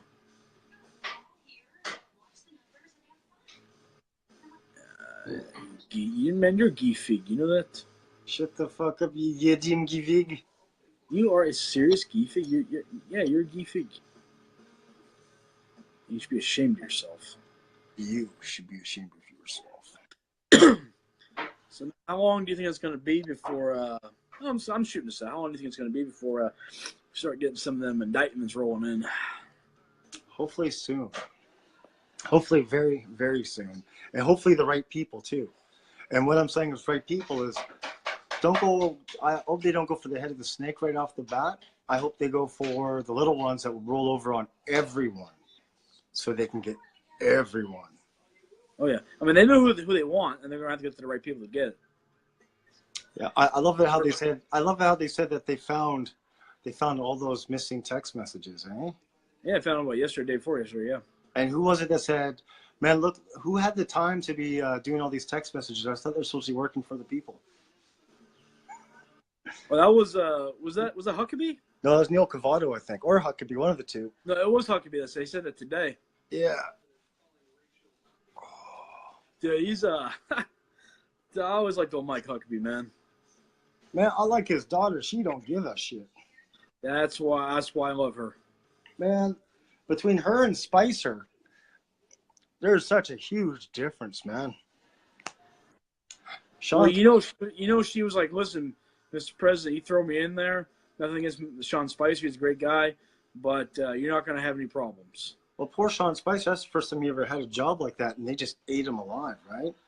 Too nice. Too nice. Sarah Huckabee, she don't give a fuck who you. I like that. She's like, "Hey, it's not your turn. You just sit down and be quiet." Same as what Trump. Remember when Trump? He's like, "Hey, I'm not taking questions from you, you fake news." Or that. Calls him fake. I love it. Calls him He's fake. like, "You're fake. You're a bad person. You guys are bad." Yeah. Look at all the cash. He's like, "Where'd all that cash go? Billions of dollars in cash." Yeah, I love Yeah, it. he probably has He probably has every serial number, probably. Man, I know it's been over a year. I still laugh. Donald Trump. Think about it. Okay, as wonderful of a man that I think he's doing for the United States of America. Just think about it. 4 years ago, someone would say, "Hey, Donald Trump's going to be the president." Yeah, what the fuck ever, man. Well, you know what's funny is the year before when he announced his run. Yeah. And everybody, like all these talk shows are like, "What do you think about Donald Trump being our president?" And like the crowd, everybody just started laughing. Right? Like, yeah, whatever. Yeah. And then and now they're showing the flashbacks, and yeah, they ate their words. He is the president of the United States of America for 7 more years. Yep. 7 more very productive years, actually. And the Democratic Party is imploding in on itself, and there are no independents that could. The only way to take Trump out is to have a bigger Trump. Yep. And there is no bigger Trump. Mark Cuban's not a bigger Trump. Facebook is not a bigger Trump. Bill Gates is not a bigger Trump. They may have all more money and all that, but they're not the businessman that Trump is. Nope. Yeah, they came out with their products and they're making billions upon trillions. Trump went out there and said, "Hey, there's a nice sky. I think I want to put bunches of buildings into it." And he did. In the biggest city in the world. I mean, he's New York's son. I mean, he was a well-respected. I mean, yeah, of course he had his bankruptcies. I mean, you name them, they've all, but he did it all within the law. And I'm not getting into the financial stuff, but I mean, he built a lot of when you thought of New York, you thought of Donald Trump. Yeah. He was one of the things, not the only thing, but he was one of the things you thought of. Yep. And you're absolutely right. He is better than Hillary. Shit, man, if you already had Hillary, man, we already be at war. It would be hundreds of millions of people would have been dead by now. Oh yeah. Yep. I mean, you just can't. I mean, there would have been no reasoning with her. Well, she already said that she was going to Miss Kim Tweed. How are you doing? I haven't seen you since Kamloops. Who's that? That's Barry Tweed's daughter. Oh my wow, that's our next door neighbors. Yeah, I haven't seen you since 1985. Wow. 85, we're old. Yeah, I hope everything's going good, Miss Kim. I really do. I think you're still in Alberta. I think if you're ever out in Saskatchewan, Moose Jaw, stop in and maybe we'll have a cup of coffee and reminisce or whatnot. Only 6 hours down the road. And I'm only, I don't know, 2 days, 3 days down the road. Yeah. Yeah, you That'll live be 4 for you. you live in the land of deliverance. No, that's the Chattanooga River, man. And absolutely right, Trish. Black Hawk Down is another one that I forgot about. No, phenomenal fucking war movie. Nope. Great movie, man. Had a great cast. Ridley Scott directed it. I mean, great director. Spies Like Us.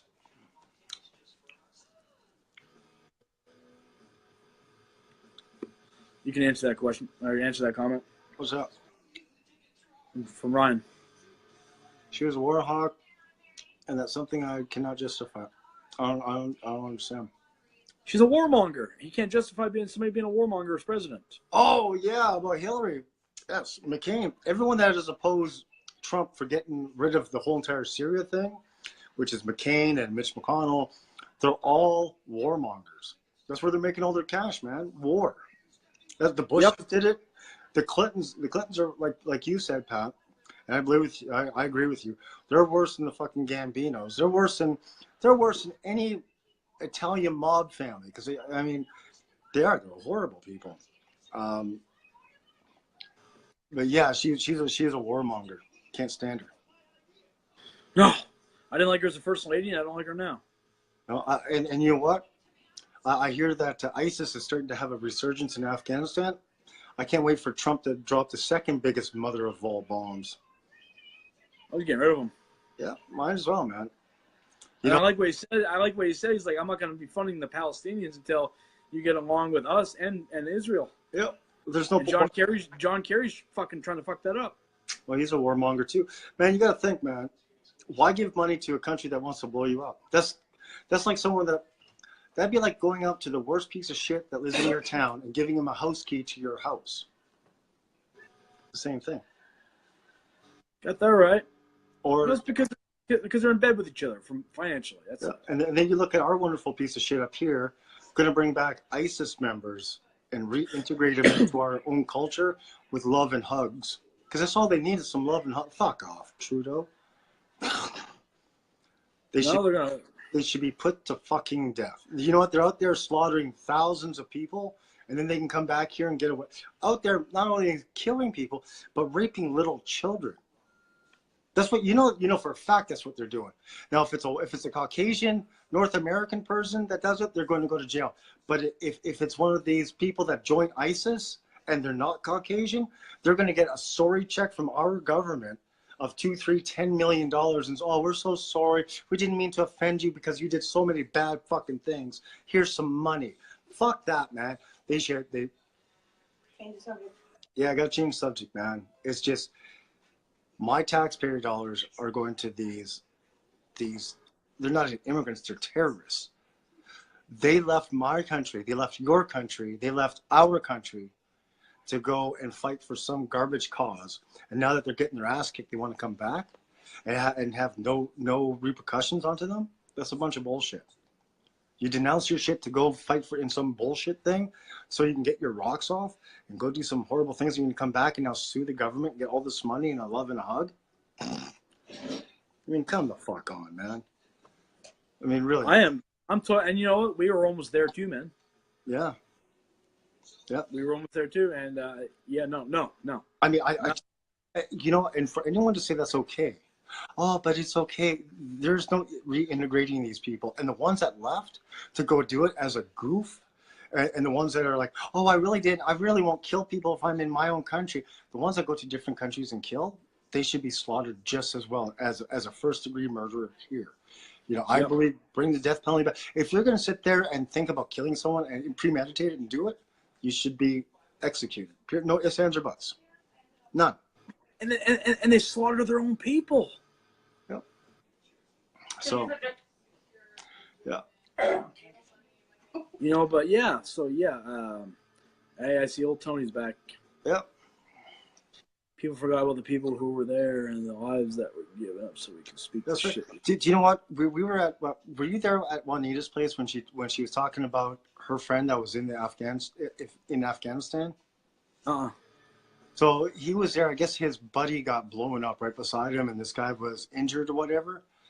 And they put a Afghani family. They resettled an Afghani family right beside him. Like his next door neighbor now are the same people that were shooting at him 6 months prior to them moving there. What do you think that does to someone's mind? Honest to God. And then now it's his fault because he hates these people because now they're in Canada. You can't hate your enemy once you're in Canada. You have to live. No. These guys were shooting at him. So here's the thing. You know, you talk about border patrol, not border patrol, border security, walls, stuff like that. It is not to preserve your way of life and your country's protection of way of life. It's not Republican. It's not Democrat. It's not Libertarian. It's human. Yeah. And that's any country. Yeah. You protect. I mean, and you know, not even the people that are naturally born here. If you're here, I mean, yeah. Okay. Here's the thing. Even we have an illegal problem, but they don't, just because they're here illegally, they don't deserve to die. No. By any means. I mean, the good ones don't. Pat, you look at the way that we did it. If you're going to immigrate to a country, you do it properly. Well, no, exactly right. But like every decent person has the right to live. Yeah. And that's why. But you know, when Trump talks about, you know, we're gonna, he's like, oh, you know, just because he wants to talk about, you know, he wants to keep Americans America, but also if you come here legally, you're fine. I don't care if you come from Ireland, if you come from Iraq, you check out, come on in.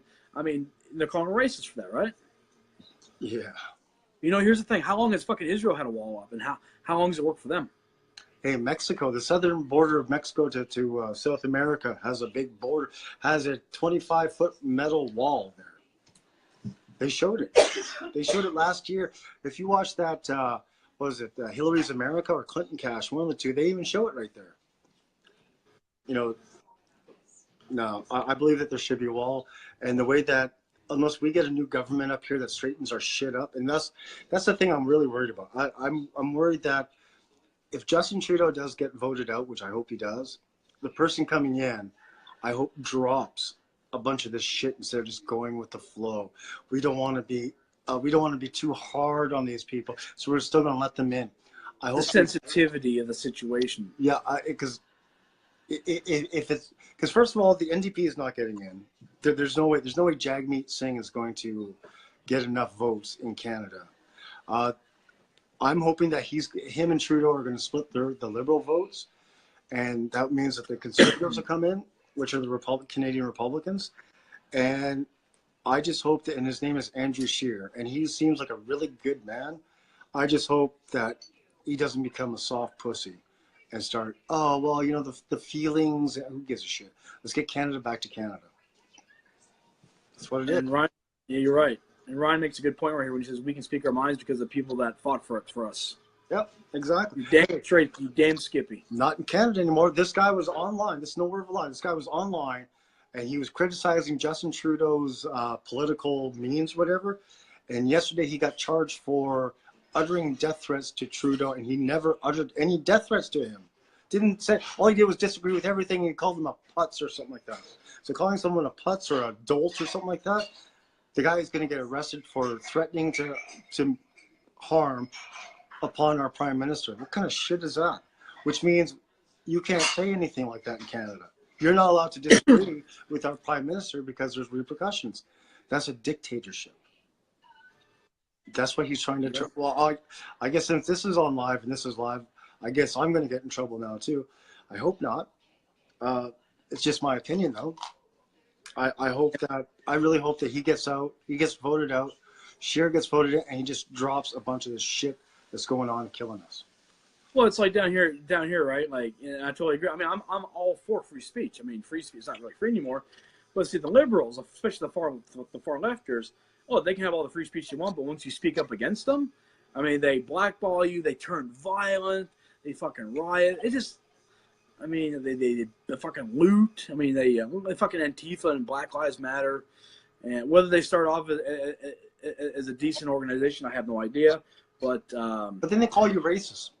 The thing I don't like is they can sit there and blast you and call you cracker and honky, regardless if it's a black or brown or Hispanic or whatever color of the skin. If they're not white and they call you whatever and you say I don't like that, then you're racist for not liking it, for not being discriminated against, and that's wrong.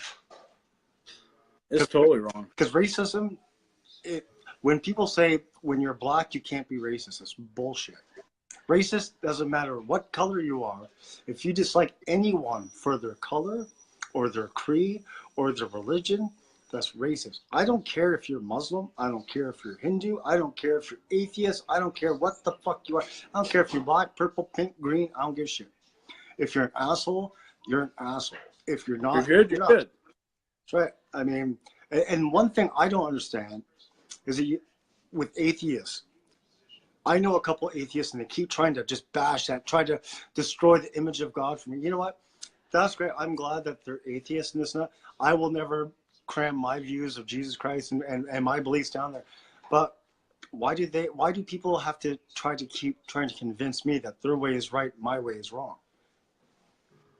When I personally think that I'm right and everyone else is wrong, I'm not going to go out there and start trying to change people. I'm not going to be a douche like that, right? Nope. Yeah. I mean, they talk about how we're offending them. You know, they don't want to hear about this, but yeah, they offend us, right? But we can't do anything. You know, but you know, like I said, I got friends of all walks. Oh, Trisha. Can't believe it. If you're red in Canada, that's like being blue in the States. And here's the thing. If you think about it, the Socialism Party, Democrats, right? Yeah. Nazis? Does that ring a bell? What about Nazis? They were Democrats. Well, yeah, they were socialists. And guess what? So was the Klan. Yep.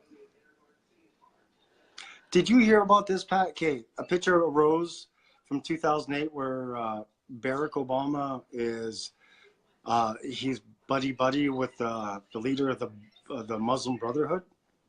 Have you seen that picture? It just came yes, I have. Oh, you talking about Louis Farrakhan? Yeah, Farrakhan. Yeah, that picture. That guy finally came out with his picture. Now, someone made a perfect statement. They said, "Okay, the media is passing this up. However, if that was Trump, they're standing side by side with that. What's that guy from the KKK? David Duke. David Duke. Yeah, if you stand side by side with David Duke, they would lose their fucking minds." Farrakhan is a terrorist. He is a racist. He is a jihadist.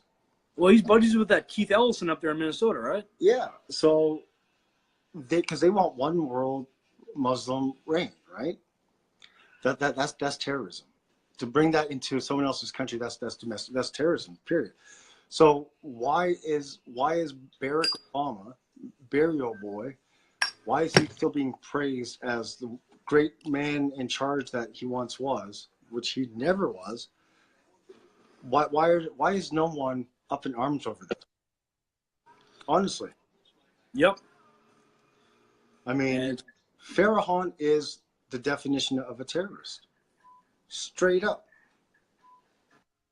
And it's like Ryan just said, when did it become wrong to support those people? You're absolutely damn right. They paid a fucking hell of a price for our liberties. It became wrong when the liberals found out how much more money they can get from taxpayers to bring in all these illegals, and how much more votes they can swindle out of the system by bringing these leeches into our country.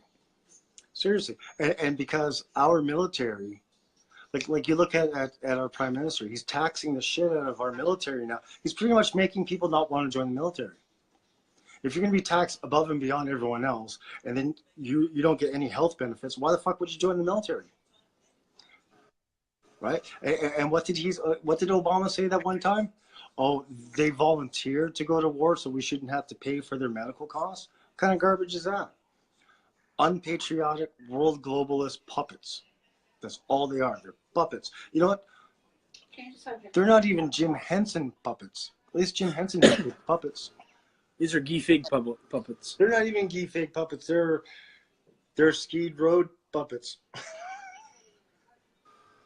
Ooh, that's bad. Skeed Road, man, worse than the Valley. That's bad, man. That's bad. They're worse than Mark Stay puppets. Yeah, that's scum. River Valley's even better. Scum of the earth. Come on. Yeah.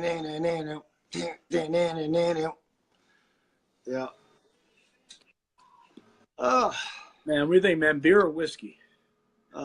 Depends on the mood I'm in.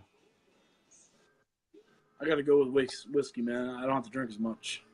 If I'm in a Beastie Boys, you want to fight for your right kind of mood, whiskey.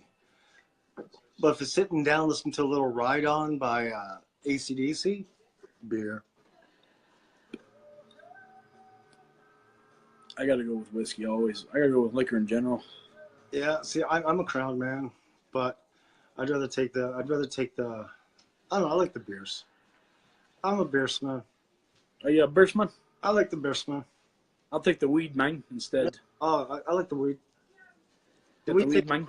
The weed takes the pain away. Hey, dude, you know what's sad, man?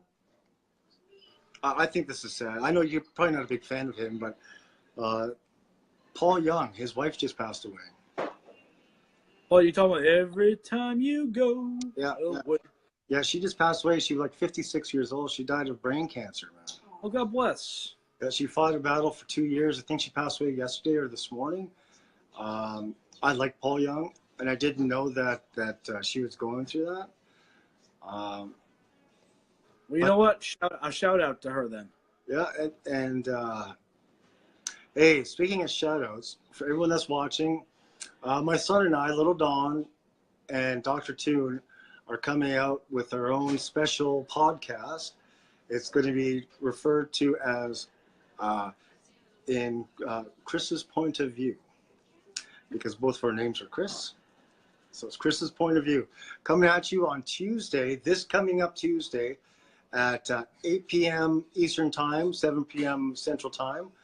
We're going to be talking mostly sports, hockey, a little football, a little wrestling, some Star Wars stuff, just stuff that father and sons just bullshit around about. So if you guys are want to catch it out, more than welcome to. We'll be up here on the Facebook. So yeah, check it out at 8 o'clock Eastern Time on Tuesday. Chris's point of view. That's right, and the Don will be there in attendance to give my points of view on their shenanigans. There you go. And we just had a good question right here. Best tits. Best what? Titties. Best titties? Your wife. Are we talking about in the movies or in real life? Oh, man, movies are real life, man. My wife's. What I mean, we have to exclude our spouses. So. Oh, excluding our spouses? Okay. The three titty chick in Total Recall. Check 3 of them, man. 3 of them. Not a bad answer right there. Yep. That's not a bad answer at all. Linda Hamilton's in Terminator 2 when she's working out. She has no bra and you can see right through that. Some nice titties. Well, you saw her titties in the first Terminator. Yeah. Old tennis player when she was young, Gabriella Sabatini. Dude, man, how about the titty shot in fucking Trading Places, man? Yep. Oh yeah. Yep. The only time she ever did it. Yep. Oh yeah. You know what the most notorious tit scene in the 80s was, right? The most notorious, in Porky's. Nope. Stripes. No, it wasn't Stripes. What? Hands down, dude, still to today. Probably still to today, man. It's Phoebe Cates and Fast Times at Ridgemont High. Oh yeah, eh? So, because I mean, she still looks good, but she was hot back then. Was she a hot piece of ass? She was a hot hole. Yeah. But I mean, best titties. Now, if we're talking about just in general, like you saw somebody's. I ain't gonna lie, Katy Perry's got some nice ones. Yeah, I'm gonna lie. Katy Perry's got some nice titties. I'm gonna go. I'm gonna go with my favorite superstar ever. Who's that? What superstar girl is my favorite of all time? Was it Martina Navratilova? Oh, I'm talking about actress. And She was hot too, right? Yeah. And she really wasn't an actress. She's a model. The most gorgeous woman of all time. Oh, Christy Brinkley. Christy Brinkley. Yeah, but you didn't see her titties though. I did in my mind, man. No, I mean that's true. That counts. I haven't seen Katy Perry's, but that's true. I mean, they think about that pool scene. You don't get a full chance, but you see them the outline of them in the water when she's swimming up to Clark. That was a good one. Oh, well, what about the demon bitch in Conan? You get to see her titties. Oh, the witch. Yeah, the demon bitch that he throws in the fire. He stabs her ass and throws her in the fire. You see her titties. Man, that was, Oh that man, was nice. you see a bunch of titties. Look when they're doing the orgy thing. Oh yeah, B. Arthur. Fuck yeah, dude. B. Arthur. I bet she had a nice asshole too. Oh man, you know what? I would have to honestly. I think B. Arthur goes B. Arthur and Ramsey, and what's her name from Cagney and Lacey?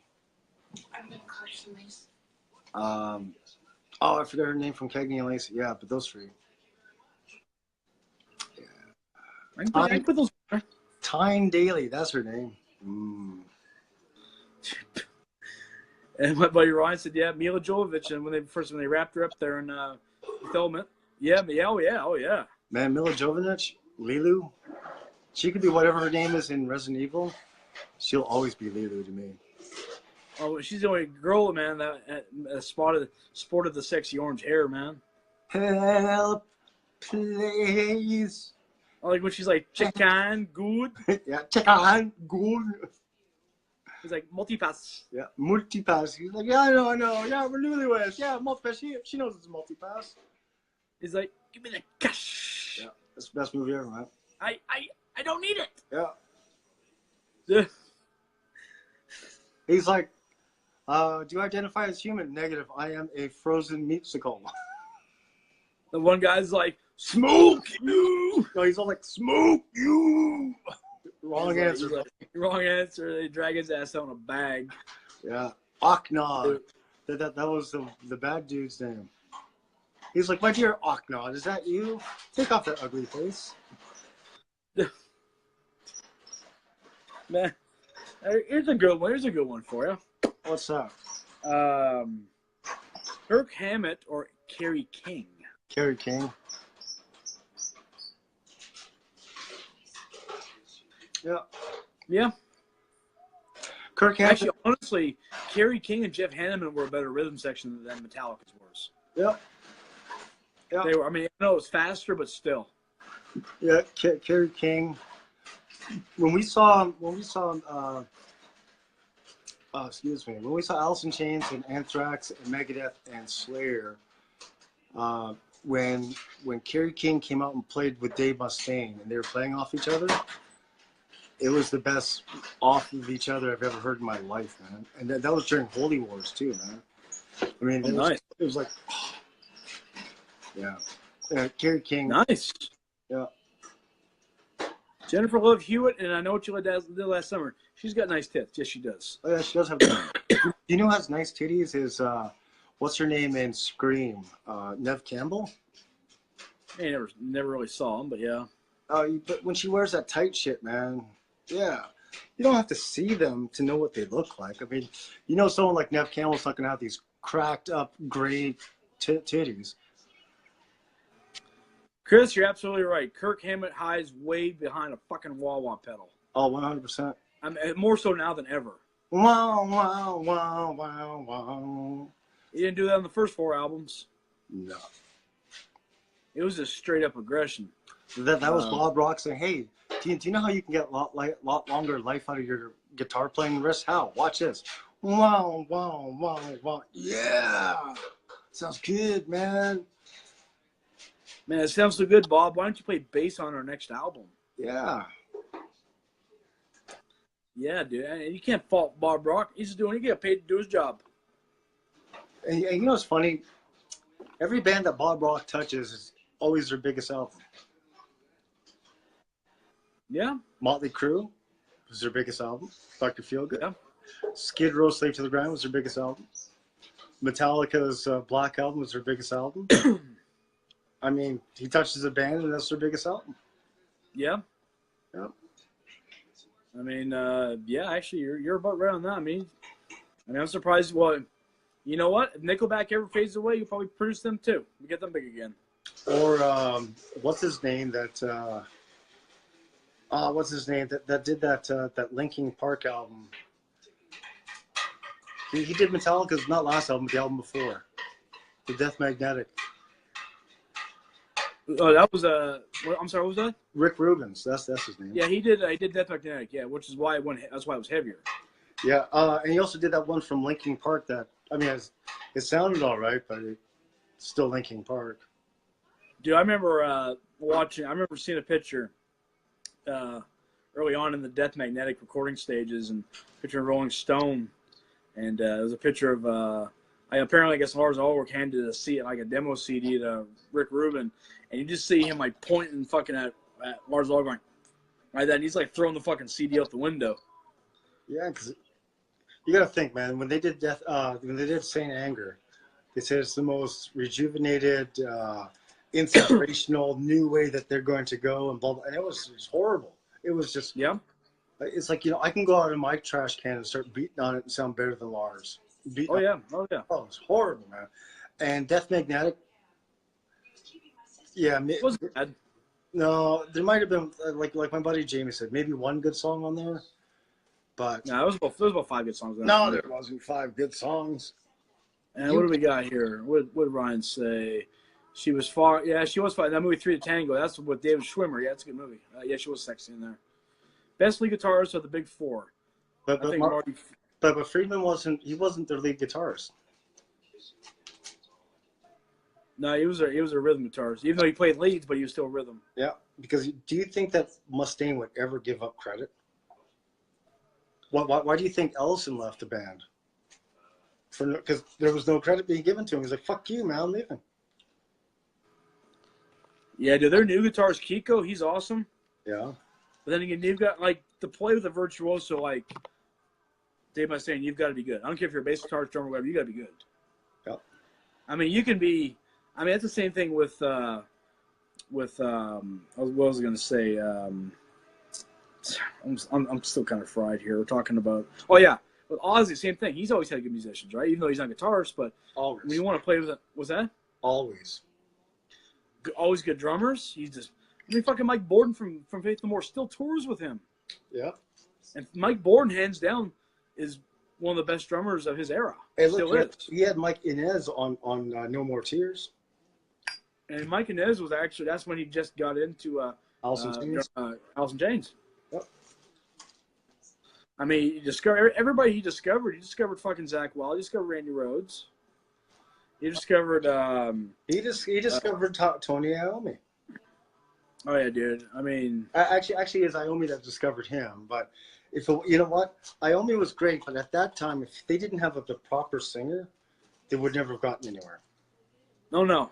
I mean, as great a sound that they had, can you imagine that with a like Frank and Dean, like a Dean and Frank type sound, or a Beach Boys sound. Everything burns, turns, or the Monkees. I mean, yeah. Slash, yeah, Slash is an amazing guitarist. Even though he's not part of the big four, but Slash is one of the most amazing guitarists in his own right. I'll tell you that right now. He still is too. Here's the thing. I don't care if you hate this guy or not, but when Michael Jackson wants you to play on his album, you know you're good. And when, Yeah. and when Michael Jackson asked Slash to play on that "Give In to Me" song, I remember that. I remember the interview. Is on Much Music or MTV, one or two, because they're saying, how did someone from Guns N' Roses get mixed up with Michael Jackson? And Slash is all like, I'm just sitting in my studio jamming. I get a phone call, and my agent says it's Michael Jackson agent. I'm gonna tell him to go fuck off, man. Stop this shit. And sure enough, it's Michael Jackson. And he said that he has a song idea. He wants me to fly out to Neverland and drop some tracks. And he did, and he's like, it was the greatest experience he ever had. And Well, I'm sure it was. at that time, man, I mean, Guns N' Roses was the biggest band in the world. Well, look when Eddie Van Halen did "Beat It." Yeah, Van Halen was the biggest thing at that time. yeah. So I mean, anyone at that time to go with Michael, because I mean, he was phenomenal in concert. We watched all of his movies. I don't care if you want to try and be big and bad, Pat. We're too old to be big and bad. We rented the VHS movies of Fuck yeah, we did. yeah, Moonwalker and Thriller and all of them. We did. Fuck yeah, dude. You know what? Michael Jackson's always going to be the king of pop. Man, that motherfucker was great. And here's another thing. Anyone that says that he did molest those boys and stuff, no, he didn't. He had enough money to go buy little boys on the black market and never get caught. Why would he do something where he's going to lose all of his money? He didn't. I don't think he was mentally capable to do that with little boys. Yeah. What about Animals as leader? That man plays guitar. And you know, I've heard of those guys. What? Animals as leaders. Oh, I thought you were talking about the Animals. You remember House of the Rising Sun? No, there's a band called Animals as leaders. Oh. They're good, man. Is that a David Gilmour band? No, it's an ordinary shut. Old David Gilmour. Is that a Roger Waters one? I Hey, think don't get me started on that fascist asshole. I think I can feel. They're like, welcome, my son. Welcome to the buffet. Oh, you can Chicken eat wings and waffles, all you want. only for $2.99. So welcome to buffet. Oh, I can't hack that song. It breaks my heart because that's like one of the greatest songs ever.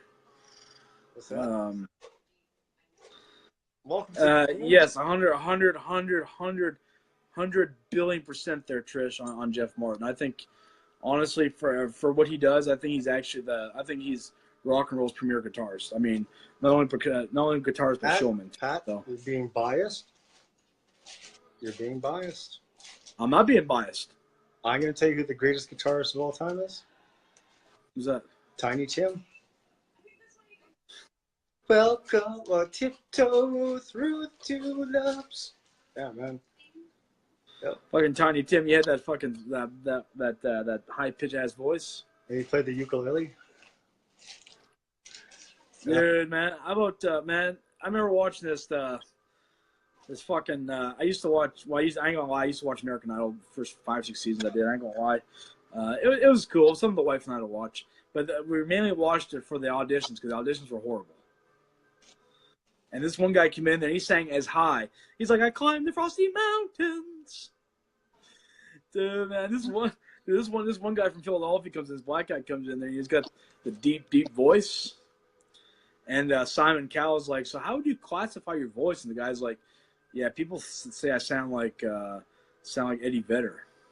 So I'm thinking to myself, fuck yeah, dude. Hopefully this guy turns out to be a cool ass grunge singer, right? Yeah. And he ends up singing that song "Way Down Moses." You know, "Go Down Moses." You know what that song is? Yeah. From Roots. Yep. He's like, "Way Down Moses." He's like, "Let my people go." Dude, you just see like Paul Abdul and like Randy Jackson just cover for 2 minutes straight laughing their fucking asses off. And this poor guy's standing there, and Simon's a prick. I mean, and that's why I liked him, because he told you if you were garbage, he told you. Yep. I mean, the guys are. I mean, yeah, you might not like. I don't like Spice Girls, but the guy's a businessman. I mean, he knows where to find talent. You know, Simon Cowell and Gordon Ramsay, they should be brothers. Man, they look. They almost kind of. Gordon Ramsay, as far as how he looks, is a mixture of David Caruso and our cousin Johnny. I used to think that Flea resembled Johnny a lot. Oh. Especially when he was playing on that song with Young MC, when he had all the stuffed animals as pant legs. Are you talking about that Bust the Move song? Yeah, is that what it is? Got to bust the move. Yeah. Dude, man. Man, do you know what the best audition I ever heard was on America's Got Talent. This like little 7-year-old girl and her like 10-year-old brother came out. He went on the drums, and Pat, she was the most death metal I've ever heard. She looked. Oh yeah, I saw that. Oh, that's just the greatest. And Howard Stern stands up and starts clapping where everyone else all like, eh. I was like, fucking right, man. You know that little girl? She's going to be the next OTEF. Man, when that old dude got out there and saying, "Let the bodies hit the floor," yeah, and they put him to the next round. Obviously, he didn't make it. They put him there because he's 88 years old. The guy was like what, like an avionics like engineer or something like that. Yeah, he built something in the 60s that's huge. Right? NASA. Yeah, no, but he did something for like their Tomahawks or something, or their jet engine. He did something. Anyways, yeah, it was cool as hell, because after that, obviously that gained the band some more exposure. Man, they brought him out to a couple concerts and he sang with them. I was like, fuck yeah, dude. Yeah. Not a Drowning Pool fan, but that's still cool as hell to do that to somebody. I like 2 songs from them, and it's funny because it's not from their original singer, and each song is from their different singers. I like that song, 27 Stitches. Yeah. That's just a fucking awesome song. Another one is called Rise Up. It used to be the WWE SmackDown theme song. It's just, fuck, man, that song just gets to me. I just want to just punch the floor, the gas pedal right to the floor. Put my toenails into the fan blades. That's what I want to do, man. I think Dee Snider said it best when he talked about the opening of Enter Sandman. Oh, yeah? It's because I was watching one of those I Love the 90s things on VH1. They're talking about, the Black Album. Oh, when you said that, you said when the Dee Snider's on there, and he's like, man, it starts off soft, and it starts building up, and finally when it kicks in, all you want to do is murder people and worship fucking Satan. Yeah. I was like, fuck yeah, dude. Yeah. I love Dee Snider. Dee Snider's the man. Well, listen, Pat Boy, the Don, I keep calling you me. It's getting a little late. I hate to cut it short.